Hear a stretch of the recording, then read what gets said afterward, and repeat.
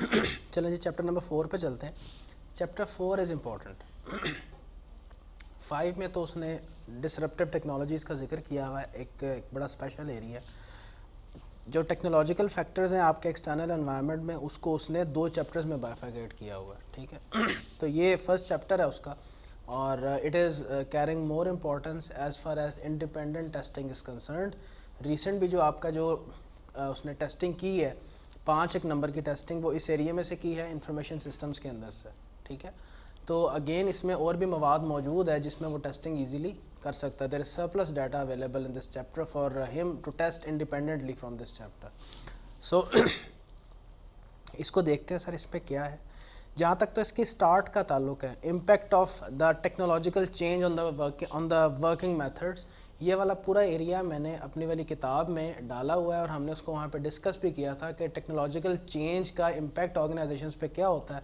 हमने वहाँ पे देखा था कि downsizing, delayering, organisation की रीस्ट्रक्चरिंग, आउटसोर्सिंग, ये कुछ चीज़ें हैं। इवन ये मिसालें भी मैंने वहाँ पे मेंशन की हुई थी कि what is the impact of the technological change on the products and services.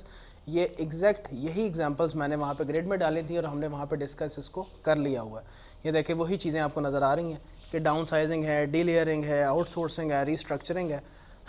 तो उसी चीज़ को उसने यहाँ पे एक्सप्लेन भी किया हुआ है, ठीक है। हमने वहाँ पे जिक्र किया था कि डाउन साइजिंग में it is a generic term, जिसमें क्या हम कर रहे होते हैं, हम अपनी जो size of the work force है उसको रिड्यूस करते हैं, क्योंकि हम ऑटोमेशन की तरफ फॉर एग्जांपल मूव कर गए हैं, and many of our normal work is being replaced by the technological work. So that's why it is possible that we did not feel the need to keep a certain amount of workforce with us. तो हम फिर उतनी size of the workforce जो उसको reduce कर देते हैं, तो उसको टेक्निकली डाउन साइजिंग का वर्ड यूज़ किया जाता है। डी लेयरिंग का वर्ड भी असल में वही है कि जब आप अपने वर्कफोर्स को श्रेड करते हैं, कम करते हैं, लेकिन ये ऐसा अंदाज होता है कि आप अपने ऑर्गेनाइजेशन के स्ट्रक्चर की एक लेयर ही पूरी एलिमिनेट कर देते हैं। फॉर एग्जाम्पल आपका जो हायरार्किकल स्ट्रक्चर इस तरह से है कि आपके टॉप टियर एक मैनेजमेंट है, उसके बाद एक मिडिल लेवल मैनेजमेंट है, और उसके बाद फिर आपके फ्रंट डेस्क मैनेजर्स हैं। तो आपने प्लान किया कि यार इतना काम होता नहीं है मिडिल मैनेजर्स का, क्योंकि पहले चले होता था, क्योंकि मैनुअल वर्क काफ़ी ज़्यादा था, तो मिडिल मैनेजर्स की हमें ज़रूरत होती थी कि वो फ्रंट लाइन मैनेजर्स से इंटरेक्ट करें और फिर उनकी जो डिटेल्ड वर्किंग है उसकी रिपोर्टिंग जो है वो सीनियर मैनेजमेंट को करें। लेकिन अब चूँकि काम काफ़ी ज़्यादा हमने एक सिस्टम डिप्लॉय कर ली है, तो जो सीनियर लेवल के लोग हैं वो डायरेक्टली जो फ्रंट लाइन मैनेजर्स हैं उनके साथ इंटरेक्ट कर सकते हैं और सिस्टम ऑटोमेटिकली रिपोर्टिंग कर रहा होता है। तो हमें मिडिल लेवल मैनेजर्स की ज़रूरत नहीं है, तो एक पूरी लेयर को ही आप क्या कर रहे हैं, eliminate. Again the reason was that technological advancement हुई, हमने एक सिस्टम डिप्लॉय किया, उसका काम ही ये था कि वो क्या कर रहा है कि जो आपका फ्रंट लाइन मैनेजर्स काम कर रहे हैं उसकी ऑटोमेटिक रिपोर्टिंग वो सीनियर लेवल मैनेजमेंट को कर रहा होता है, तो उन्होंने पूरी लेयर ही एलिमिनेट कर दी। So that is also possible impact. ये चीज़ें हम वहाँ पे जब हम टेक्नोलॉजिकल इम्पैक्ट ये चेंजेस को डिस्कस कर रहे थे तो वहाँ पे हमने इसको डिस्कस किया था। इसी तरह से हमने आउटसोर्सिंग को भी डिस्कस किया था, लेकिन यहाँ पे हम देख लेते हैं मज़ीद कोई चीज़ें अगर हैं इसमें डिस्कस होने वाली, उसको एक दफ़ा देख लेते हैं। तो आउटसोर्सिंग वैसे क्या होती है कि आप अपने ऑर्गेनाइजेशन की कोई भी एक एक्टिविटी को एज अ होल उठा के किसी थर्ड पार्टी को outside the organisation hand over कर दें और कहें जी आपकी जिम्मेदारी है, ये काम आपने करना है। और ऑब्जेक्टिव क्या होता है, वो सारे ऑब्जेक्टिव उसने यहाँ पे लिख दिए हैं। वो कहता है द रीज़न, मैं आखिरी वाला पॉइंट अभी पढ़ रहा हूँ, reason why outsourcing is now popular in many countries is that it can take advantage of specialisation. यानी एडवांटेजेस की बात कर रहा है। देखें उस दिन भी मैंने ये बात की थी, ये काम इसलिए किया जाता है कि आप ऑर्गेनाइजेशन बनी है किसी चीज़ को मैन्युफैक्चर करके बेचने के लिए, ये आपका कोर ऑब्जेक्टिव है। तो आप जो एडिशनल फंक्शनल डिपार्टमेंट्स हैं, अकाउंट्स को हैंडल करना, ह्यूमन रिसोर्स को हायर करना, इन चीज़ों में आप क्यों अपनी सरदर्द लें, पे रोल हायर करें, उसको सारा काम लें उससे। तो फिर आप करते हैं कि यार ये काम क्यों ना ऐसे बंदों को कर दिया जाए जो डेली बेसिस पे काम कर रहे हैं, वो एक्सपर्ट्स हैं इसके अंदर। तो वो काम जो करेंगे वो एक्सपर्ट्स होंगे, पहली बात। हम अपने कोर बिजनेस के ऊपर फोकस कर रहे होंगे। तो ये कुछ प्राइमरी ऑब्जेक्टिव्स होते हैं हमारे आउटसोर्सिंग के। तो इसी चीज़ को यहाँ पे मेंशन कर रहा है, कहता है कि business succeeds in its competitive markets because it is more successful at doing some things better than its competitors. आपने बिजनेस इसलिए शुरू किया है कि फॉर एग्जांपल आप जो फुटवियर है आप उसमें बड़े ज़्यादा अच्छे एक्सपर्ट हैं, आप समझते हैं कि you can offer the footwear products in the market better than your competitors.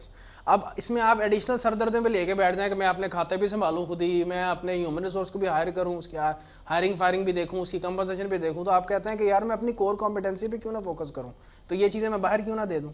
तो फिर आगे कहता है business also has to do other task that support its main activities such as office administration. फिर IT सपोर्ट, बड़ी organisation तो कर लेती हैं, उन्होंने IT की टीम भी बिठाई होती है, ठीक है, सारे काम चल रहे होते हैं तो इस तरह से बिल्डिंग एंड फैसिलिटीज़ की एडमिनिस्ट्रेशन है। फिर हाउस कीपिंग का काम, सफाई सुथराई का काम, ये तो हर दूसरी ऑर्गेनाइजेशन ने आउटसोर्स किया होता है, जिसको हम लैंडस्केपिंग भी बोलते हैं, जेनेटोरियल स्टाफ, ये वाले ये जो सफाई सुथराई के लोग, ये तो अक्सर सिक्योरिटी गार्ड्स, ये भी आउटसोर्स किया होता है, आउटसोर्स बंदे होते हैं, अपने पेरोल पे हम कोई नहीं रखते। तो ये वो जिक्र कर रहा है कि ये भी एडिशनल चीज़ें होती हैं। So when a business performs all these non core activities itself, this diverts the management attention away from the core competencies. Management should focus on the strengths, not on the routine and ordinary tasks. वही बातें कर रहा है, इसमें कोई ऐसी चीज़ नहीं है। फिर आरएंड में कहता है कि it should therefore outsource non-core activities and concentrate on its core activities. तो वो रीजनिंग के तौर पे आपसे पूछ सकता है कि what can be the possible reasons for any organization to outsource its activities, non-core activities, ठीक है। तो इसमें ये पॉइंट्स बतौर जस्टिफिकेशन दिए जा सकते हैं, और ऊपर उसने मिसालें दी हैं कि आप किस तरह की चीज़ों का आउटसोर्स कर सकते हैं। बेशुमार चीज़ें हो सकती हैं, जैसे मैंने अभी बताया कि एडमिनिस्ट्रेशन के अंदर ही आप जेनेटोरियल आउटसोर्स कर दें, आप हाउस कीपिंग, लैंडस्केपिंग से क्या मुराद है कि वो आपकी ऑर्गेनाइजेशन जो बहुत बड़े बड़े वसी पैमाने पे उनकी फैक्ट्रीज होती हैं, तो आपने देखा होगा कि एंटर होते हैं तो एक बहुत बड़ा ग्राउंड है, बहुत बड़े जिसे कहते हैं कि एक लैंड्स हैं, और वो उसको ब्यूटीफाई भी करते हैं, साफ़ सुथरा रखते हैं उसको, तो वो लैंडस्केपिंग करनी होती है उन्होंने हमेशा, उसके बुशेज़ और उसकी जो ग्रास है उसकी कटिंग और उसकी तराश हराश, ये सब लैंडस्केपिंग में कवर होती है। तो ये भी उसके लिए भी आपने कंपनीज हायर की होती हैं। सफाई सुथराई के लिए आप ये काम बाहर जिम्मेदारी लगा सकते हैं। IT का काम आप किसी बाहर की कंपनी को दे दें कि भाई हमारे IT से रिलेटेड जितने भी इश्यूज़ हैं ना, आपने सिस्टम आगे लगाना है, अगर हमें मसला आएगा आप ही आके इसकी ट्रबल शूटिंग करेंगे, हमारे किसी बंदे को अगर सपोर्ट की ज़रूरत होती है तो हम आपसे ही रब्ता करेंगे, लेकिन आपको हम पेरोल पे कोई नहीं रख रहे ये लेकिन IT का काम सारा आपके ज़िम्मे है, ठीक। इसी तरह HR कर सकते हैं, अकाउंट्स कर सकते हैं, ये उसने मिसालें दी हैं कि किन किन चीज़ों को हम आउटसोर्स कर सकते हैं, एक दफ़ा पढ़ लो। इसी तरह से आउटसोर्सिंग मैन्युफैक्चरिंग के अंदर भी होती है, और ये तो तुम कॉस्ट अकाउंटिंग में पढ़ के भी आ चुके हो। क्या ये कंपोनेंट, मैं तो फिनिश प्रोडक्ट बनाता हूँ, तो इसके अंदर लगने वाला कंपोनेंट भी मैं अपने घर में ही बनाऊँ या वो बाहर से कहीं से खरीद लूँ। तो मैं हूँ गाड़ियों का असेंबलर। अब यहाँ पे जितने भी गाड़ियों के प्लांट्स हैं वो क्या मैन्युफैक्चरिंग प्लांट्स हैं? नहीं, असेंबलिंग प्लांट्स हैं। होंडा देख लो, टोयोटा देख लो, सारे पार्ट्स बाहर से आते हैं। तो अगर मैं फॉर एग्जांपल एक ऑटोमोबाइल का असेंबलर हूँ, तो मैं भी इतना ज़्यादा सर खपाई करूँ टायर्स बनाने में, मैं टायर्स कहीं से आउटसोर्स कर लूँगा, कहीं से पकड़ लूँगा, और मेरा काम जो है, मैं जिस पे स्पेशलिटी रखता हूँ वो क्या है? Assembly of the components to make an automobile और to make any motorbike. तो मैं अपनी एक कंपोनेंट की मैन्युफैक्चरिंग भी उसको आउटसोर्स कर सकता हूँ।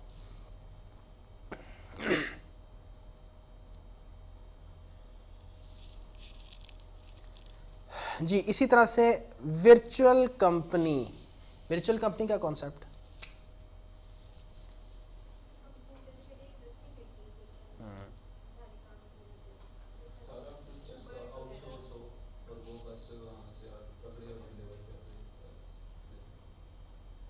कुछ और बेहतर एक्सप्लेनेशन? काफ़ी हद तक ट्रेडिशनल कंपनी तो ऐसी है कि भाई या तो उसकी कोई बिल्डिंग होगी, उसके ऑफिसेज होंगे, हर जगह वर्कफोर्स बैठी हुई है, सुबह आती है 9 बजे, 5 बजे क्लोज होता है काम, सारे ट्रेडिशनल तरीके से अंदाज से काम हो रहे हैं। या एक बड़ा सा प्लाजा है, उसका एक फ्लोर एक कंपनी के पास है, और वहाँ पे बाहर तख्ती लगी हुई है कि ये फलान एंड कंपनी है, रोज़ वहाँ पे एम्प्लॉयज़ आते हैं, एक बिल्कुल नॉर्मल अंदाज होता है। वर्चुअल कंपनी ये है कि it is not confined by a certain physical boundary. It consists of, for example, 3 persons. One person belongs to Pakistan, the other person might be from Singapore, third person might be sitting in India. These 3 persons collectively they are one company. ऐसा भी हो सकता है, चलो ये तो मैंने पाकिस्तान से बाहर बंदे निकाल दिए ना, पाकिस्तान के अंदर ही है, एक बंदा लाहौर का, एक बंदा कराची का, एक बंदा इस्लामाबाद का, इन्होंने तीनों ने सोचा कि यार हमें कंपनी बनाते हैं, उसने कंपनी रजिस्टर कर ली, and all these 3 persons are sitting at their respective locations. They are working from their homes. It's quite possible they might be working from their home. They are doing all those activities that a company does, with the difference they do not have any physical location. जहाँ पे वो बैठते हैं, they are doing all the work just like the company usually does. उनको for example remotely कहीं से order receive होता है कि हमारे अकाउंट्स हैंडल कर दो, और अब सॉफ्टवेयर अवेलेबल हैं और सॉफ्टवेयर में ऑनलाइन एक्सेस प्रोवाइड कर देता है क्लाइंट कि यार ये मैं सॉफ्टवेयर यूज़ कर रहा हूँ, ये आप इसकी एक्सेस ले लें, आप हमसे ये डाटा लेंगे, ट्रांजैक्शन है हमारी, बुक कीपिंग कर दें। सर आपको क्या ज़रूरत है एक ऑफिस बनाने के, वो करने की? So it reduces the huge amount of cost. Office का रेंट नहीं होता, उसकी यूटिलिटीज़ नहीं आते, तो वो करने की वजह फिर आना जाना रोज़ पेट्रोल खर्चना। लेकिन कुछ मसले मसाइल हैं, हमारे यहाँ पे ट्रेडिशनल एनवायरनमेंट है, ये यहाँ पे जब भी कोई किसी बंदे से मिलते हैं ना तो पूछते हैं आपको ऑफिस कहाँ पे, क्योंकि ऑफिस में एक मसला मतलब एक मिथ है, मैं तो मिथ ही कहूँगा कि एक सिक्योरिटी आ जाती है कि जी बंदे की कोई ना कोई एग्जिस्टेंस है, ट्रस्ट आ जाता है जी यहाँ पे एक एनवायरनमेंट बना हुआ है। लेकिन इनको अभी तक होश नहीं आई, कोविड भी गुजर गया कि अब तो मॉडल्स वो रहे ही नहीं है भाई। अब तो चीज़ें, लेकिन अब चेंज हो रही हैं वक्त गुजरने के साथ साथ। अब तो बहुत मॉडल्स, बिजनेस मॉडल नज़र आते हैं जिसमें एज सच कोई एज सच ऑफिस एग्जिस्ट नहीं कर रहा होता, एक बंदे की firm and he is operating well and good, he is offering his services across the border and the people are satisfied. वो जो लोग हैं उनको कोई गर्ज नहीं है इससे कि वो बंदा चाहे घर में बैठ कर कर रहा है, उनको तो काम चाहिए। जब उससे एक दफ़ा काम लिया वो सेटिस्फाइड हुआ, दूसरी दफ़ा दे वर इक्वली गुड, तीसरी दफ़ा भी सेटिस्फाइड, उन्होंने सर में मारना है उसके ऑफिस को, खुद पता है। जो बाहर के लोग हैं ना वो ऑब्जेक्टिव ओरिएंटेड होते हैं, वर्क ओरिएंटेड, उनको नहीं होता ऐसे कि बंदा साढ़े थे आई चीज़ नहीं मोक दीजिए, पैंट शर्ट पा के आया कि नहीं आया। हमारे यहाँ पे यही कल्चर नहीं खत्म होते, काम गया टट्टे खूम है बस उसकी ड्रेसिंग देख लो। हमारे यहाँ पे ये, अब जैसे बैंक्स हैं, बैंक्स खैर बाहर भी इसी तरह का माहौल है, लेकिन यहाँ पे बड़े इश्यूज हैं इस लिहाज से ना कि हम लोग एक्सटर्नैलिटीज़ को ज़्यादा फोकस कर रहे होते हैं, ना कि वर्क इटसेल्फ को ज़्यादा फोकस हमारे यहाँ पे होता है। तो यही चीज़ यहाँ पे है, ये देखो अगर तुम पढ़ लोगे तो यही इसके अंदर नजर आएगा। Virtual organisation is an organisation which has no physical hub और centre of operations, instead it is a network of individuals linked by computer and telecommunications network. The individuals need not be employees of the business, they might be part time workers. ऐसा भी हो सकता है कि मुझे अगर for example एक project receive हुआ है और मुझे उसके लिए बंदे चाहिए, तो मैं ज़रूरी थोड़ी है पेरोल पे बंदे हायर करूँ, मैं मार्केट से मैं एक छोटी सी जॉब पोस्ट करूँ 2 महीने की कि यार मुझे काम करना है, तो मैं एक बंदे को हायर करूँ 2 महीने के लिए, उससे काम लूँ, उसको पेमेंट करूँ, उसको व्यापार कर दूँ। सो इट्स ऑल्सो पॉसिबल कि the person who works for any particular firm he might not be on payroll of that organisation. Flexibility बताई जा रही है, कितनी flexibility, and it is very much relevant in today's environment. So each individual in a virtual company or organization might work from home. Data and information is transferred between them and each performs particular tasks with no office, no substantial assets and few full-time employees. Cost cutting strategy है ये। खुद सोचें, एक बंदे को आपने महाना salary पर रखा हुआ, ये आसान नहीं है। आपके पास क्लाइंट्स इतने नहीं है, आप उसको अपनी जेब से ही पे करोगे ना।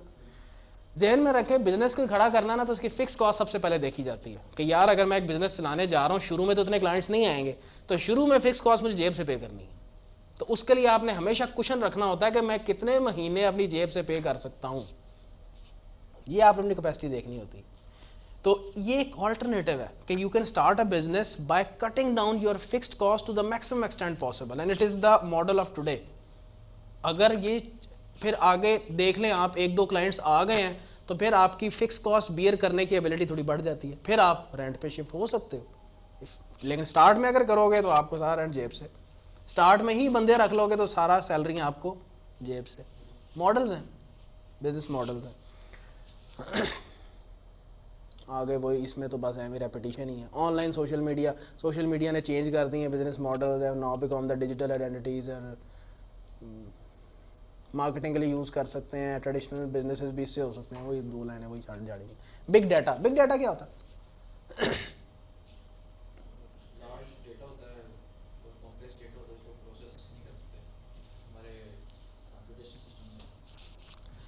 बिग डाटा का वर्ड जो है ना टेक्नोलॉजिकल वर्ड में, इसका मतलब ये होता है कि a huge set of data that contains the behaviors of the people, attitudes of the people, their spending patterns, market में ट्रेंड्स क्या चल रहे हैं, लोग क्या चाह रहे हैं, लोग आजकल क्या कर रहे हैं, this is basically the big data. और इस डाटा को सेल किया जाता है, इस डाटा को इस्तेमाल किया जाता है, कंपनीज इस्तेमाल करती हैं, वो इसके सबसे बड़ी क्लाइंट्स होती हैं for the purpose of making different decisions.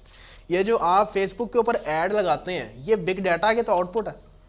आप बेसिकली ये बिग डाटा कहाँ से आता है फेसबुक के पास?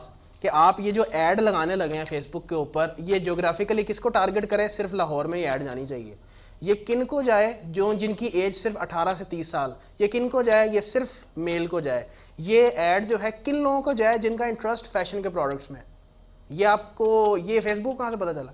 फेसबुक ने ये डाटा इकट्ठा किया है। फेसबुक ने लोगों की जो एक्टिविटीज हैं फेसबुक की, उसको स्कैन किया है और फिर उसने एक डाटाबेस बनाई है कि इतने लोग जो कि ये इंटरेस्ट रखते हैं, इस एज ग्रुप के हैं, यहाँ बैठे हुए हैं, वो ये हैं। इतने ये वो लोग हैं कि जो फॉर एग्जांपल वो हिप हॉप सॉन्ग सुनते हैं और इस एज ब्रैकेट में आ रहे हैं, इस लोकेशन में हैं और इस जेंडर के हैं, वो यहाँ बैठे हुए हैं। उसके पास सारा बिग डाटा मौजूद है। ये बिग डाटा ये सेल नहीं कर रहे तो और क्या कर रहे हैं?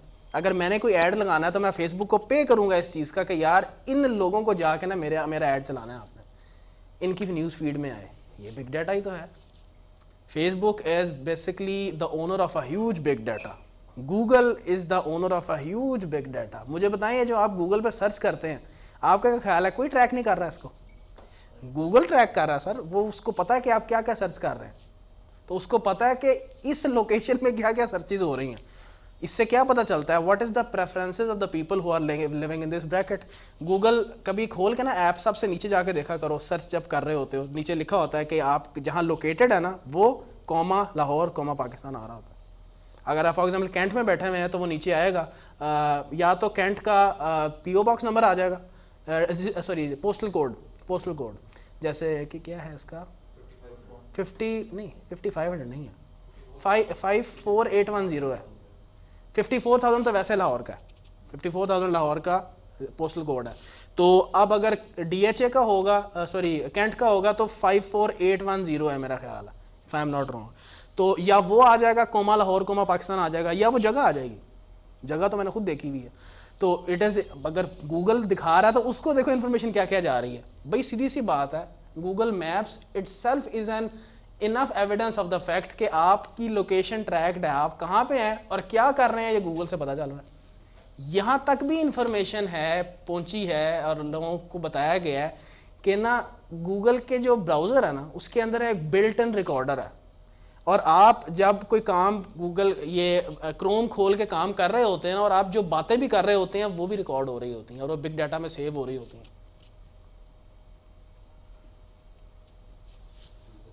बिग डाटा का आप तसव्वुर नहीं कर सकते बिग डाटा क्या चीज़ है। ये सब बिग डाटा में आती है। ढाई लाइना लिखी हैं sir, extremely large data sets are being gathered analysed computationally to reveal patterns, fashions, trend, association and preferences, especially related to human behavior and interactions. ठीक है जी, these big data sets are being used to take business decisions. बहरहाल मैंने आपको बता दिया ये होता क्या है। जितनी बड़े इदारे, जितने बड़े ऐप्स हैं आपकी, वो डाटा इकट्ठा करते हैं। यूट्यूब, ये जो उस दिन वो डिस्कस कर रहा था उससे कि जी एक बंदा फॉर एग्जांपल वो सूफी कलाम सुनता रहता है तो उसके सामने कवालियाँ ही आएंगी न्यूज़ फीड में। एक बंदा जो कि मुस्लिम स्कॉलर्स के बयान सुनता है, उसके सामने डिफरेंट मुस्लिम स्कॉलर्स के बयान ही आते रहेंगे। That's what it is, it's the customised user experience. और ये बिग डाटा में भी चला जाता है, उसको पता चल जाता है कि ये अब तुम यूट्यूब यूज कर सकते हो, विदाउट ईमेल आईडी भी यूज कर सकते हैं, मेरे को हर्ज नहीं है। लेकिन विदाउट ईमेल आईडी अगर करते हैं तो उसमें फिर कुछ मसले ये होते हैं कि आप कमेंट नहीं कर सकते, लाइक नहीं कर सकते, तो इसलिए ईमेल आईडी से आते हैं तो फिर ये कुछ चीज़ें अनलॉक हो जाती हैं। लेकिन जब ईमेल आईडी से आते हैं तो फिर उसको डाटा मिल जाता है कि ऐसा बंदा जिसका ईमेल आईडी ये है, जिसकी डेट ऑफ बर्थ ये है, क्योंकि ईमेल आईडी में सारी चीज़ें होती हैं, डेट ऑफ बर्थ ये है, उसका नाम ये है, ये यहाँ से ऑपरेट कर रहा है, इसका IP ये है, तो वो ये सर्च करता है यूट्यूब पे आकर, प्रेफरेंसेस का पता चल गया। और फिर ये ट्रैक भी करते हैं कि अब इस पे भूत सवार हुआ था सूफीज़म का, फिर इस पे भूत सवार हुआ ये क्या कहते हैं उलमा के खिताब सुन रहा है, फिर इस पे भूत सवार हुआ हिप हॉप गाने सुनने का। ट्रैक किया और क्या है। सर्चेज क्या बताती हैं, सर्चेज क्या बताती हैं over the period of time, उसकी प्रेफरेंसेस। और ये मूड स्विंग्स को भी ट्रैक करता है, क्योंकि देखो कभी बंदे का ना मूड बहुत ज़्यादा डायनामिक है, बहुत डायनामिक है। यकीन माने बंदा सैड है ना तो बंदा वैसी चीज़ें सर्च करेगा, जब बंदा एग्रेसिव है तो बंदा वैसी चीजें सर्च करेगा, जब बंदा ऑब्जेक्टिव ओरिएंटेड है तो फिर वैसी चीजें सर्च करेगा। तो ये सब बिहेवियर्स के अंदर कवर्ड होती हैं, ये सब बिग डाटा में कवर्ड होती हैं। और जो भी बड़ी ऐप है, जिसके ज्यादा फॉलोअर्स हैं, उसके पास उतना ही बड़ा डाटा होता है कंज्यूमर्स का। खुद सोचें, जितनी बड़ी ट्रैफिक है, जितनी ज़्यादा यूज़ कर रही है, उतना ही आपको लोगों के बिहेवियर्स का पता चलेगा उसी के ज़रिए से। जी सर, आर्टिफिशियल इंटेलिजेंस, तो वो कह रहा है कि आर्टिफिशियल इंटेलिजेंस ने अब एक पैराडाइम शिफ्ट क्रिएट कर दी है और अब डिफरेंट बिजनेस सेगमेंट्स जो हैं वो एआई यूज़ करने की कोशिश कर रहे हैं और बहुत सी सर्विसेज है जहाँ पे एआई यूज़ होता है। तो सम एक्सटेंट आप कह सकते हैं कि जैसे आप ये किसी भी बैंक को कॉल करते हैं या किसी ये जो हेल्पलाइन नंबर को कॉल करते हैं तो वो आपको बताती है कि यार इसको क्लिक कर, इसको अगर फोर दबाएं तो ये होगा, आगे फिर चलना शुरू हो जाता है। ब्रॉडबैंड की मालूमात लेनी है तो ये करें, ऑपरेटर से बात करनी है तो ये करें, ये वो, यानी कि जिसमें एआई क्या है कि it is a replacement of human, जो कि आपको गाइड करता है step by step to do the specific set of task. वरना इसका ऑल्टरनेटिव क्या है कि सीधा ऑपरेटर को ही जाए। तो उन्होंने कहा कि यार नॉर्मल ऑपरेटर्स को साइड पे करें, एक हम ना एक प्रोग्रामिंग कर लेते हैं, और कि अगर ज़रूरी नहीं है कि हमें हर बंदे को ऑपरेटर से मिलवाना हो, क्या पता कि किसी बंदे को सिर्फ इन्फॉर्मेशन चाहिए हो ब्रॉडबैंड के बारे में, किसी बंदे को सिर्फ हमारे पैकेजेस के बारे में जानकारी करनी हो, तो यार उसको इसी रिकॉर्डेड टेप्स के ज़रिए से हम हैंडल कर लेते हैं। इसको कह सकते हैं कि एआई है। लेकिन मॉडर्न फॉर्म्स ऑफ एआई तो बहुत डेंजरस हैं, जो कि अभी आनी है, उसको जिक्र भी उसने कोई नहीं किया। तो कहता है online assistance to the customers is being provided through artificial intelligence. फिर बहुत सारे frequently occurring problems are being solved using artificial intelligence. आपने कभी नोट किया होगा कि जब आप किसी वेबसाइट पे जाते हो तो ना उसका कोई हेल्पलाइन पे बंदा ना डायलॉग बॉक्स खुल जाता है उसका साइड पे और कहता है कि please share whatever your problems are. आपने नोट किया होगा कि आप उसमें कोई क्वेरी लिखते हैं ना तो आपको एक जवाब फौरन आ जाता है और ज़रा डिटेल्ड होता है। वो पता क्या होता है कि उन्होंने पहले ही प्रोग्राम किया होता है कि यार इस तरह का सवाल आएगा ना, ये एक फ्रीक्वेंट सा क्वेश्चन है तो इसका ये जवाब देना है। तो ये वही है जो सेकंड पे वो आपको जवाब दे रहा है। एक होता है कि वाकई उनका नुमाइंदा आपके साथ बात करे। फॉर एग्जांपल अगर मैं बात करूं तो यूट्यूब बहुत स्ट्रॉन्ग है इसके अंदर, फेसबुक नेल है। फेसबुक के कोई ऐसा रिप्रेजेंटेटिव अव्वल तो मिलता ही कोई नहीं आपको, अगर मिल भी जाए तो वो कस्टमाइज नहीं, वो स्टैंडर्ड मैसेज उन्होंने बनाए हुए हैं, वो यही काम कर रहे होते हैं। पॉइंट नंबर 2 वाला, फ्रीक्वेंटली से क्वेश्चन उन्होंने जेन में रखे हुए हैं और वो डिटेल किए होते हैं। उसका जवाब मतलब बंदा पूछ रहा हो तो जवाब कोई और ही कोई लंबा चौड़ा डिटेल से दे रहा होता है, अव्वल तो मिलता ही कोई नहीं है। लेकिन जो यूट्यूब के जो रिप्रेजेंटेटिव्स हैं वो हर वक्त और फौरन और कस्टमाइज जवाब देते हैं। या तो उनका एआई बहुत स्ट्रांग है, वो बड़ा स्ट्रांग एआई होता है उनका, या उनके कस्टमाइज अपने बंदे होते हैं, बहुत स्ट्रांग है। वो एल्गोरिदम से होते हैं, एल्गोरिदम्स की गेम है ज़्यादा, कह सकते हैं।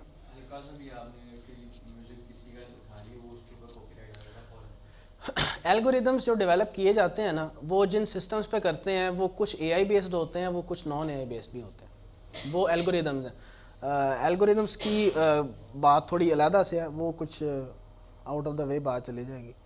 Routine decision making is being done, बस ठीक है, ये इतना ही इनफ है, एआई की इतनी बातें हुई नहीं है। ले सर, इंफॉर्मेशन टेक्नोलॉजी और इंफॉर्मेशन सिस्टम्स, थोड़ी अब इस पे बात कर लेते हैं और ये इंपॉर्टेंट एरिया आगे आने लगा आपका। इंफॉर्मेशन टेक्नोलॉजी और इंफॉर्मेशन सिस्टम्स, ये वैसे दो चीज़ें ऐसी हैं कि जिसको लोग आमतौर पे इंटरचेंजेबली इस्तेमाल करते हैं, समझते हैं कि ये एक ही चीज़ है। इंफॉर्मेशन टेक्नोलॉजी, सबसे पहली बात है कि ये ना हार्डवेयर, सॉफ्टवेयर और आपकी जो कंपोनेंट्स हैं जिसको मिला के आपका पूरा टेक्नोलॉजिकल सेटअप बना हुआ है, इंफॉर्मेशन टेक्नोलॉजी उसको कहा जाता है। मेरा हार्डवेयर, डेफिनेट सी बात है, आपके जितने पर्सनल कंप्यूटर्स हैं, आपका ऑर्गेनाइजेशन में जितने पर्सनल कंप्यूटर्स हैं, जितने लैपटॉप्स हैं, जितनी वायरिंग्स हुई हुई हैं, जितना कम्युनिकेशन का सेटअप आपने बिछाया हुआ है, और जो उसके ऊपर सॉफ्टवेयर्स हैं, ये इन कोलैबोरेशन, इन टोटलिटी आप इनको इंफॉर्मेशन टेक्नोलॉजी कह सकते हैं, जो कि आपके पास मौजूद है। फिर इनके ऊपर डाटा स्टोर करना और उस डाटा को मैनेज करने के लिए जो सिस्टम लगाया जाता है उसको इंफॉर्मेशन सिस्टम कहा जाता है। So there is a difference between both of these things. The way, the method, the system through which you manage the data that is being stored onto these IT components, that is called as the information systems. तो यहाँ पे आपको यही बात करता है सबसे पहले कि it consists of both computer technology and communication technology. Developments in IT have been enormous on the business. वही उसने पुरानी महाभारत झाड़ी हुई है। अच्छा, IT developments have also radically altered the methods of communication. बिल्कुल ऐसे ही IT ने हमारे कम्युनिकेशन मेथड्स को चेंज कर दिया सर जी। मोबाइल टेलीफोन्स आ गए हैं जी, ईमेल्स आ गई हैं, जी बिल्कुल ठीक हो गया। It is possible to communicate with more people and more quickly. ठीक। The internet has emerged as a major source of external and easily accessible information. Internet databases as a major source of data that can be used by management for obtaining information. Commercial transactions can be processed more quickly. E-commerce transactions can be processed through the internet. ये वही चीज़ें हैं जो कि हमने discuss की हुई हैं, मुझे तो इसमें कोई नई चीज़ नज़र ऐसा नहीं आ रही। हाँ, information systems, this is an important area to discuss. Information systems, अभी मैंने बात की आपसे इंफॉर्मेशन सिस्टम्स क्या है कि जो डाटा है, डाटा की management on to these particular systems, ये on to this information technology components, ये इंफॉर्मेशन सिस्टम के जरिए से होती है। ठीक। अब इस इंफॉर्मेशन, इस डाटा को मैनेज करने के लिए काफ़ी डिफरेंट तरह के सिस्टम्स लगाए जा सकते हैं। वो जो डिफरेंट तरह के सिस्टम्स है ना, उसका जिक्र उसने यहाँ पे किया हुआ है। एक है ट्रांजैक्शन प्रोसेसिंग सिस्टम, एक है मैनेजमेंट इंफॉर्मेशन सिस्टम, एक है डिसीजन सपोर्ट सिस्टम, एक है एग्जीक्यूटिव इंफॉर्मेशन सिस्टम, एक है आपकी एक्सपर्ट सिस्टम्स, और एक है एंटरप्राइज रिसोर्स प्लानिंग, ERP अलमशहूर। ये तो नाम सुना होगा ना तुमने, ERP मार्केट में काफ़ी आगे जाके इंशाल्लाह तुमने ऑडिट शॉडिट भी करने हैं, हर जगह ERP तुम्हें लगा हुआ नजर आएगा।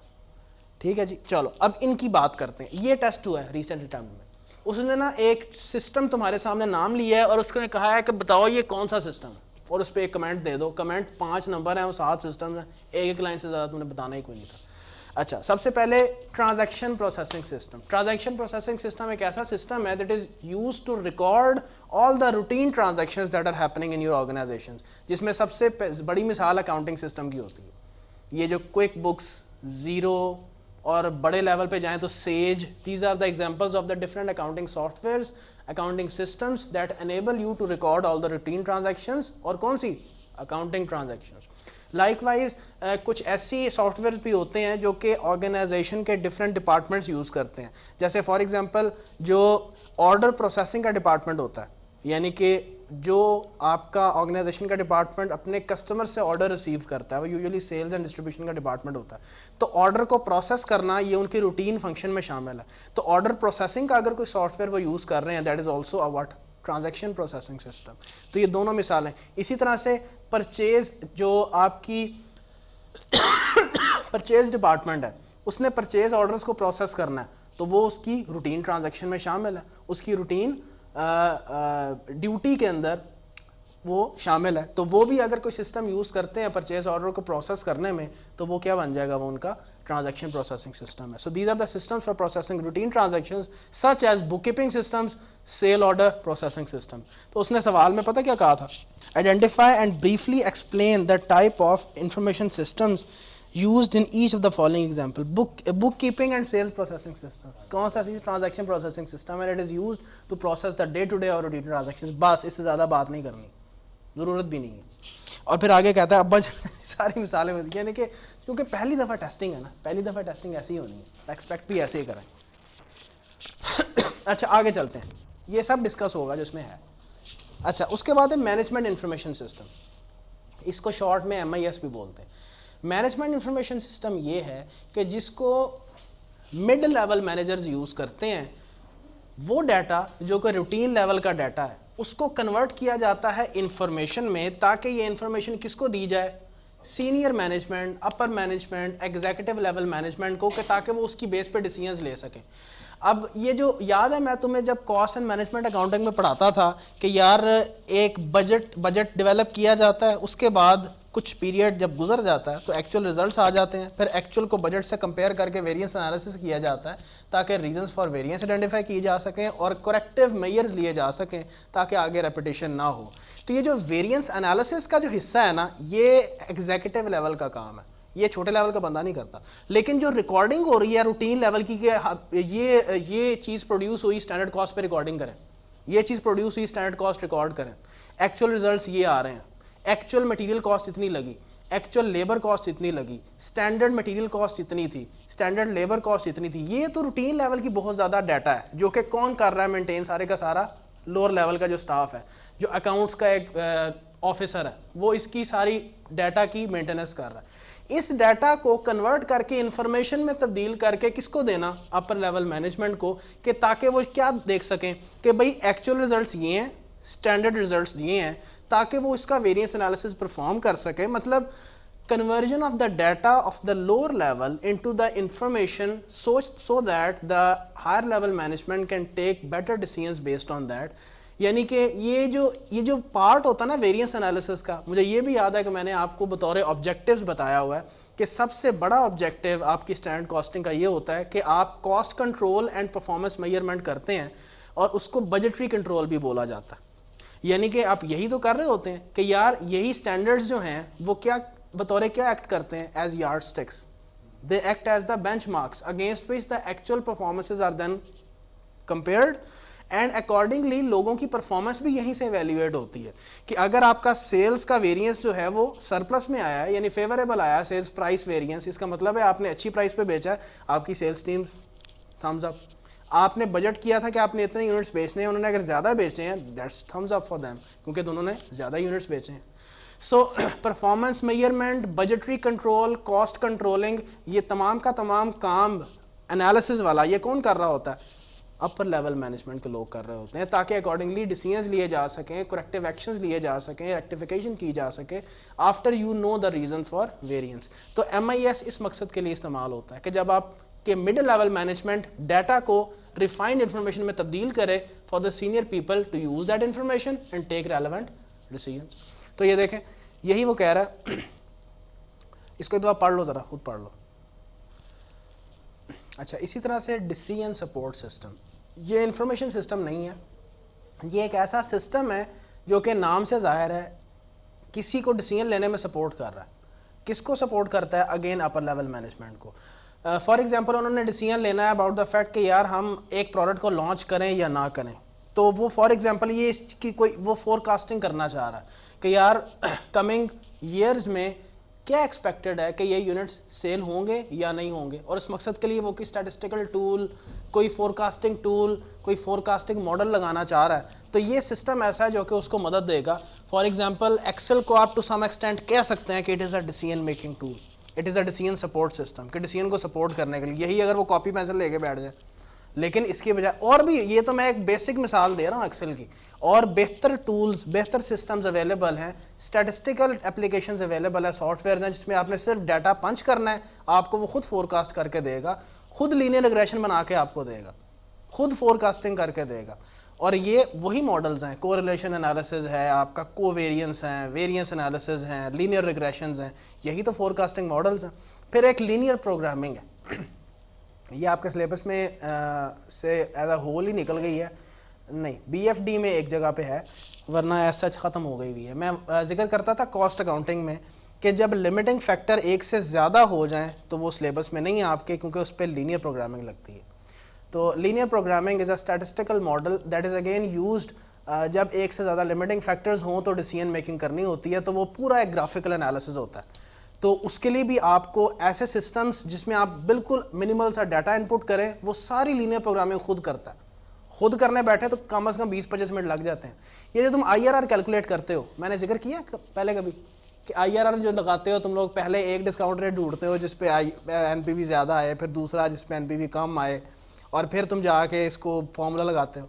अगर एक्सेल पे बैठोगे ना, 1 मिनट भी ज़्यादा बता रहा हूँ तुम्हें, 5 सेकेंड में IRR निकला था। IRR का एक फंक्शन बना हुआ है, आप उस फंक्शन को टाइप करें और रेंज ऑफ वैल्यूज दें और आपको IRR ठक करके निकाल देगा। ये डिसीजन सपोर्ट सिस्टम है। If I need to appraise an investment appraisal करनी है IRR की बेस पे, और ये एक सिस्टम बना हुआ है जो कि मेरे डिसीजन को सपोर्ट करेगा by helping me to calculate IRR within seconds in comparison with copy pencil पकड़ के मैं शुरू हो जाऊँ। So it is a decision support system. So ये देखो, इसने यही मिसाल दी है, it is used by managers to help them to make decisions of complex और अनस्ट्रक्चर्ड नेचर। क्या कहता है? It will include range of decision models such as forecasting models, statistical models and linear programming models. चलो अभी expert system की बात करें, जो आप ये भी आपने पढ़ा। ये एक ऐसा सिस्टम है, ये भी कोई इंफॉर्मेशन सिस्टम भी कह सकते हैं। ये एक ऐसा सिस्टम है जो कि मदद देता है खास एरियाज ऑफ एक्सपर्ट के बंदों को, उनको रिकमेंडेशंस देता है, उनको एडवाइस देता है कि अगर ये सूरत हाल है तो आप क्या क्या कर सकते हैं।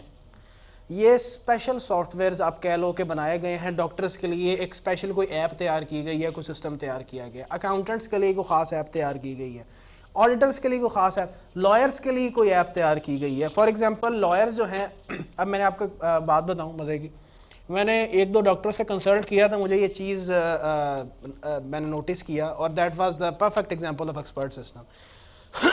आप कभी शायद आपका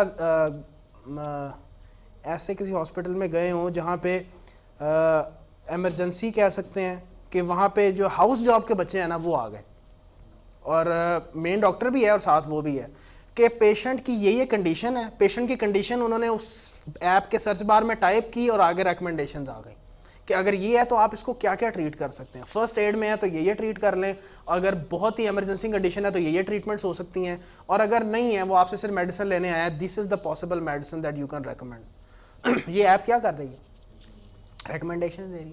इसी तरह से मैं कहता हूँ यहाँ पे तो नहीं है, बाहर के मुल्कों में मैंने सुना है कि ऐसी ऐप्स मौजूद हैं कि इसके अंदर बैक एंड पे क्या स्टोर्ड है, पूरे का पूरा टैक्स का ऑर्डिनेंस या एक्ट है, और वो इस तरह से है कि अगर फॉर एग्जांपल आप कोई क्वेरी इनपुट करते हैं ना कि एक बंदा है और उसका फॉर एग्जांपल कोई इशू है regarding the filing of the sales tax return of an automobile industry, कि वो ऑटोमोबाइल कंपनी है उसकी और उसने सेल्स टैक्स रिटर्न फाइल करना, उससे रेलेवेंट सारे सेक्शंस एक्सट्रैक्ट करके वो आपके सामने रख देगा, इवन एक्ट या ऑर्डिनेंस के सेक्शंस भी और रेलेवेंट जो रूल्स हैं वो भी एक्सट्रैक्ट करके रख देगा।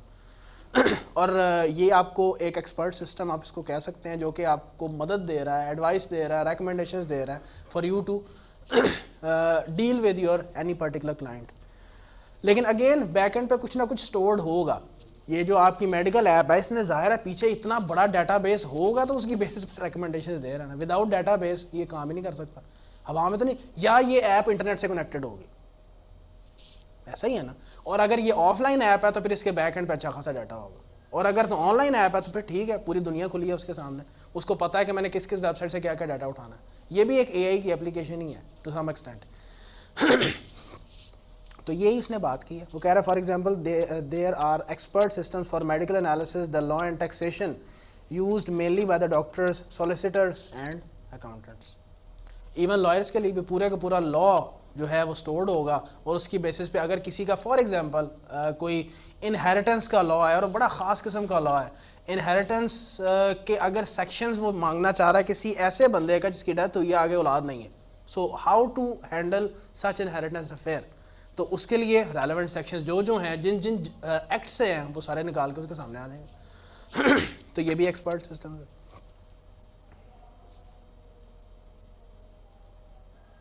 अच्छा, executive information system, it is an information system for the senior executives, it gives an executive access to key data from both inside and outside the organisation.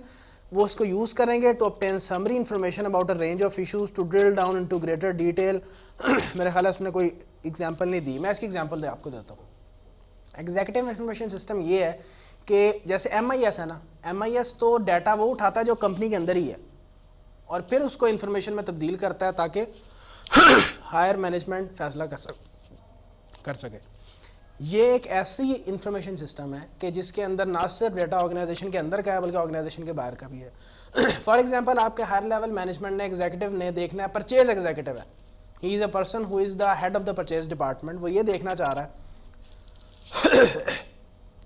कि मैं किस बंदे से एक मटेरियल परचेज करूं। उसके लिए उसको एक डाटा तो ये चाहिए कि यार मैं अभी इससे पहले हिस्टोरिकली किस किस से परचेज कर रहा था और किस रेट पे परचेज कर रहा था, और मार्केट पे और कौन से बंदे हैं जो कि ये चीज प्रोवाइड कर रहे हैं।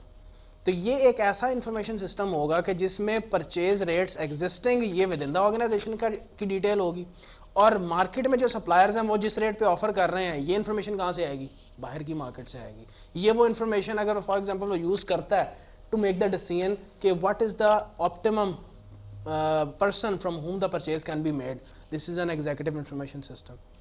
अच्छा जी, ERP पे आ जाते हैं। ERP क्या है?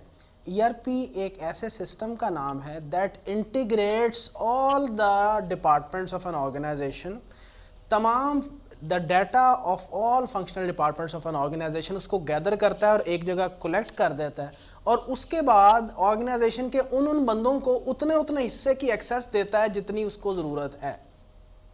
फॉर एग्जाम्पल, और एक दफ़ा जब डाटा इस सिस्टम में रिकॉर्ड हो जाता है ना, उसके बाद डुप्लीकेशन करने की आपको ज़रूरत नहीं है, वो मेन डाटाबेस में स्टोर हो गया।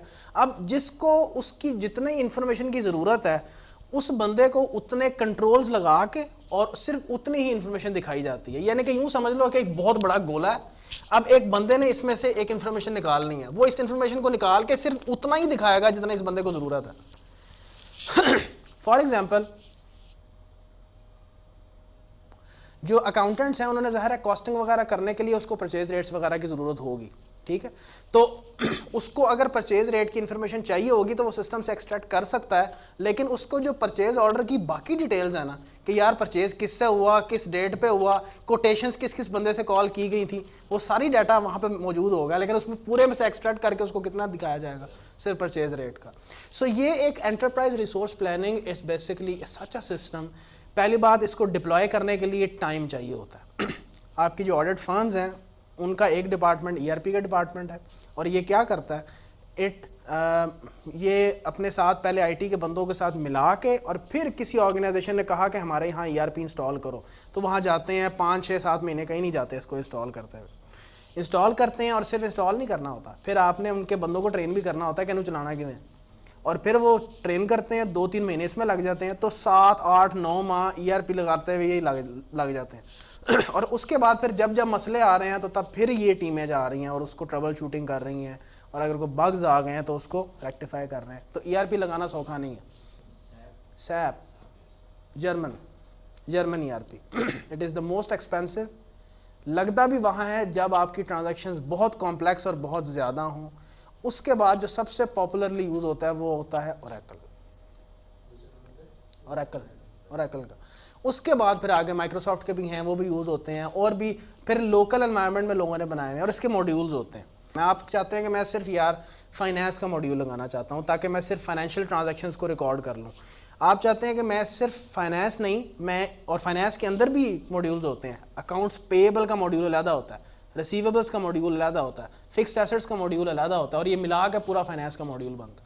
और फिर इसके अलावा आप चाह रहे हैं कि नहीं यार मैं ना ह्यूमन रिसोर्स को भी ना उसका भी मॉड्यूल लेना चाह रहा हूँ, और हर मॉड्यूल का लाइसेंस होता है, विदाउट लाइसेंस नहीं होता, it has a cost as well. तो ये मॉड्यूल्स लिए जाते हैं। तो आप चाहे तो पार्शियल इंप्लीमेंटेशन भी करवा सकते हैं, आप चाहे तो फुल फ्लैश इंप्लीमेंटेशन भी करवा सकते हैं। अच्छा, डाटा वेयर हाउस और डाटा मार्ट्स, इसको सिर्फ मैं बता देता हूँ आपको। Data mart is a smaller thing, data warehouse is a bigger thing. जो भी आपका सिस्टम लगा लो, बैकएंड पे कोई ना कोई डाटाबेस होगी, विदाउट डाटाबेस तो आपका कोई भी चीज़ नहीं चल सकती, क्योंकि उसको स्टोर तो कहीं ना कहीं करोगे। स्टोर किस में होता है? डाटाबेस में होता है। One of the very popular databases is Microsoft Access.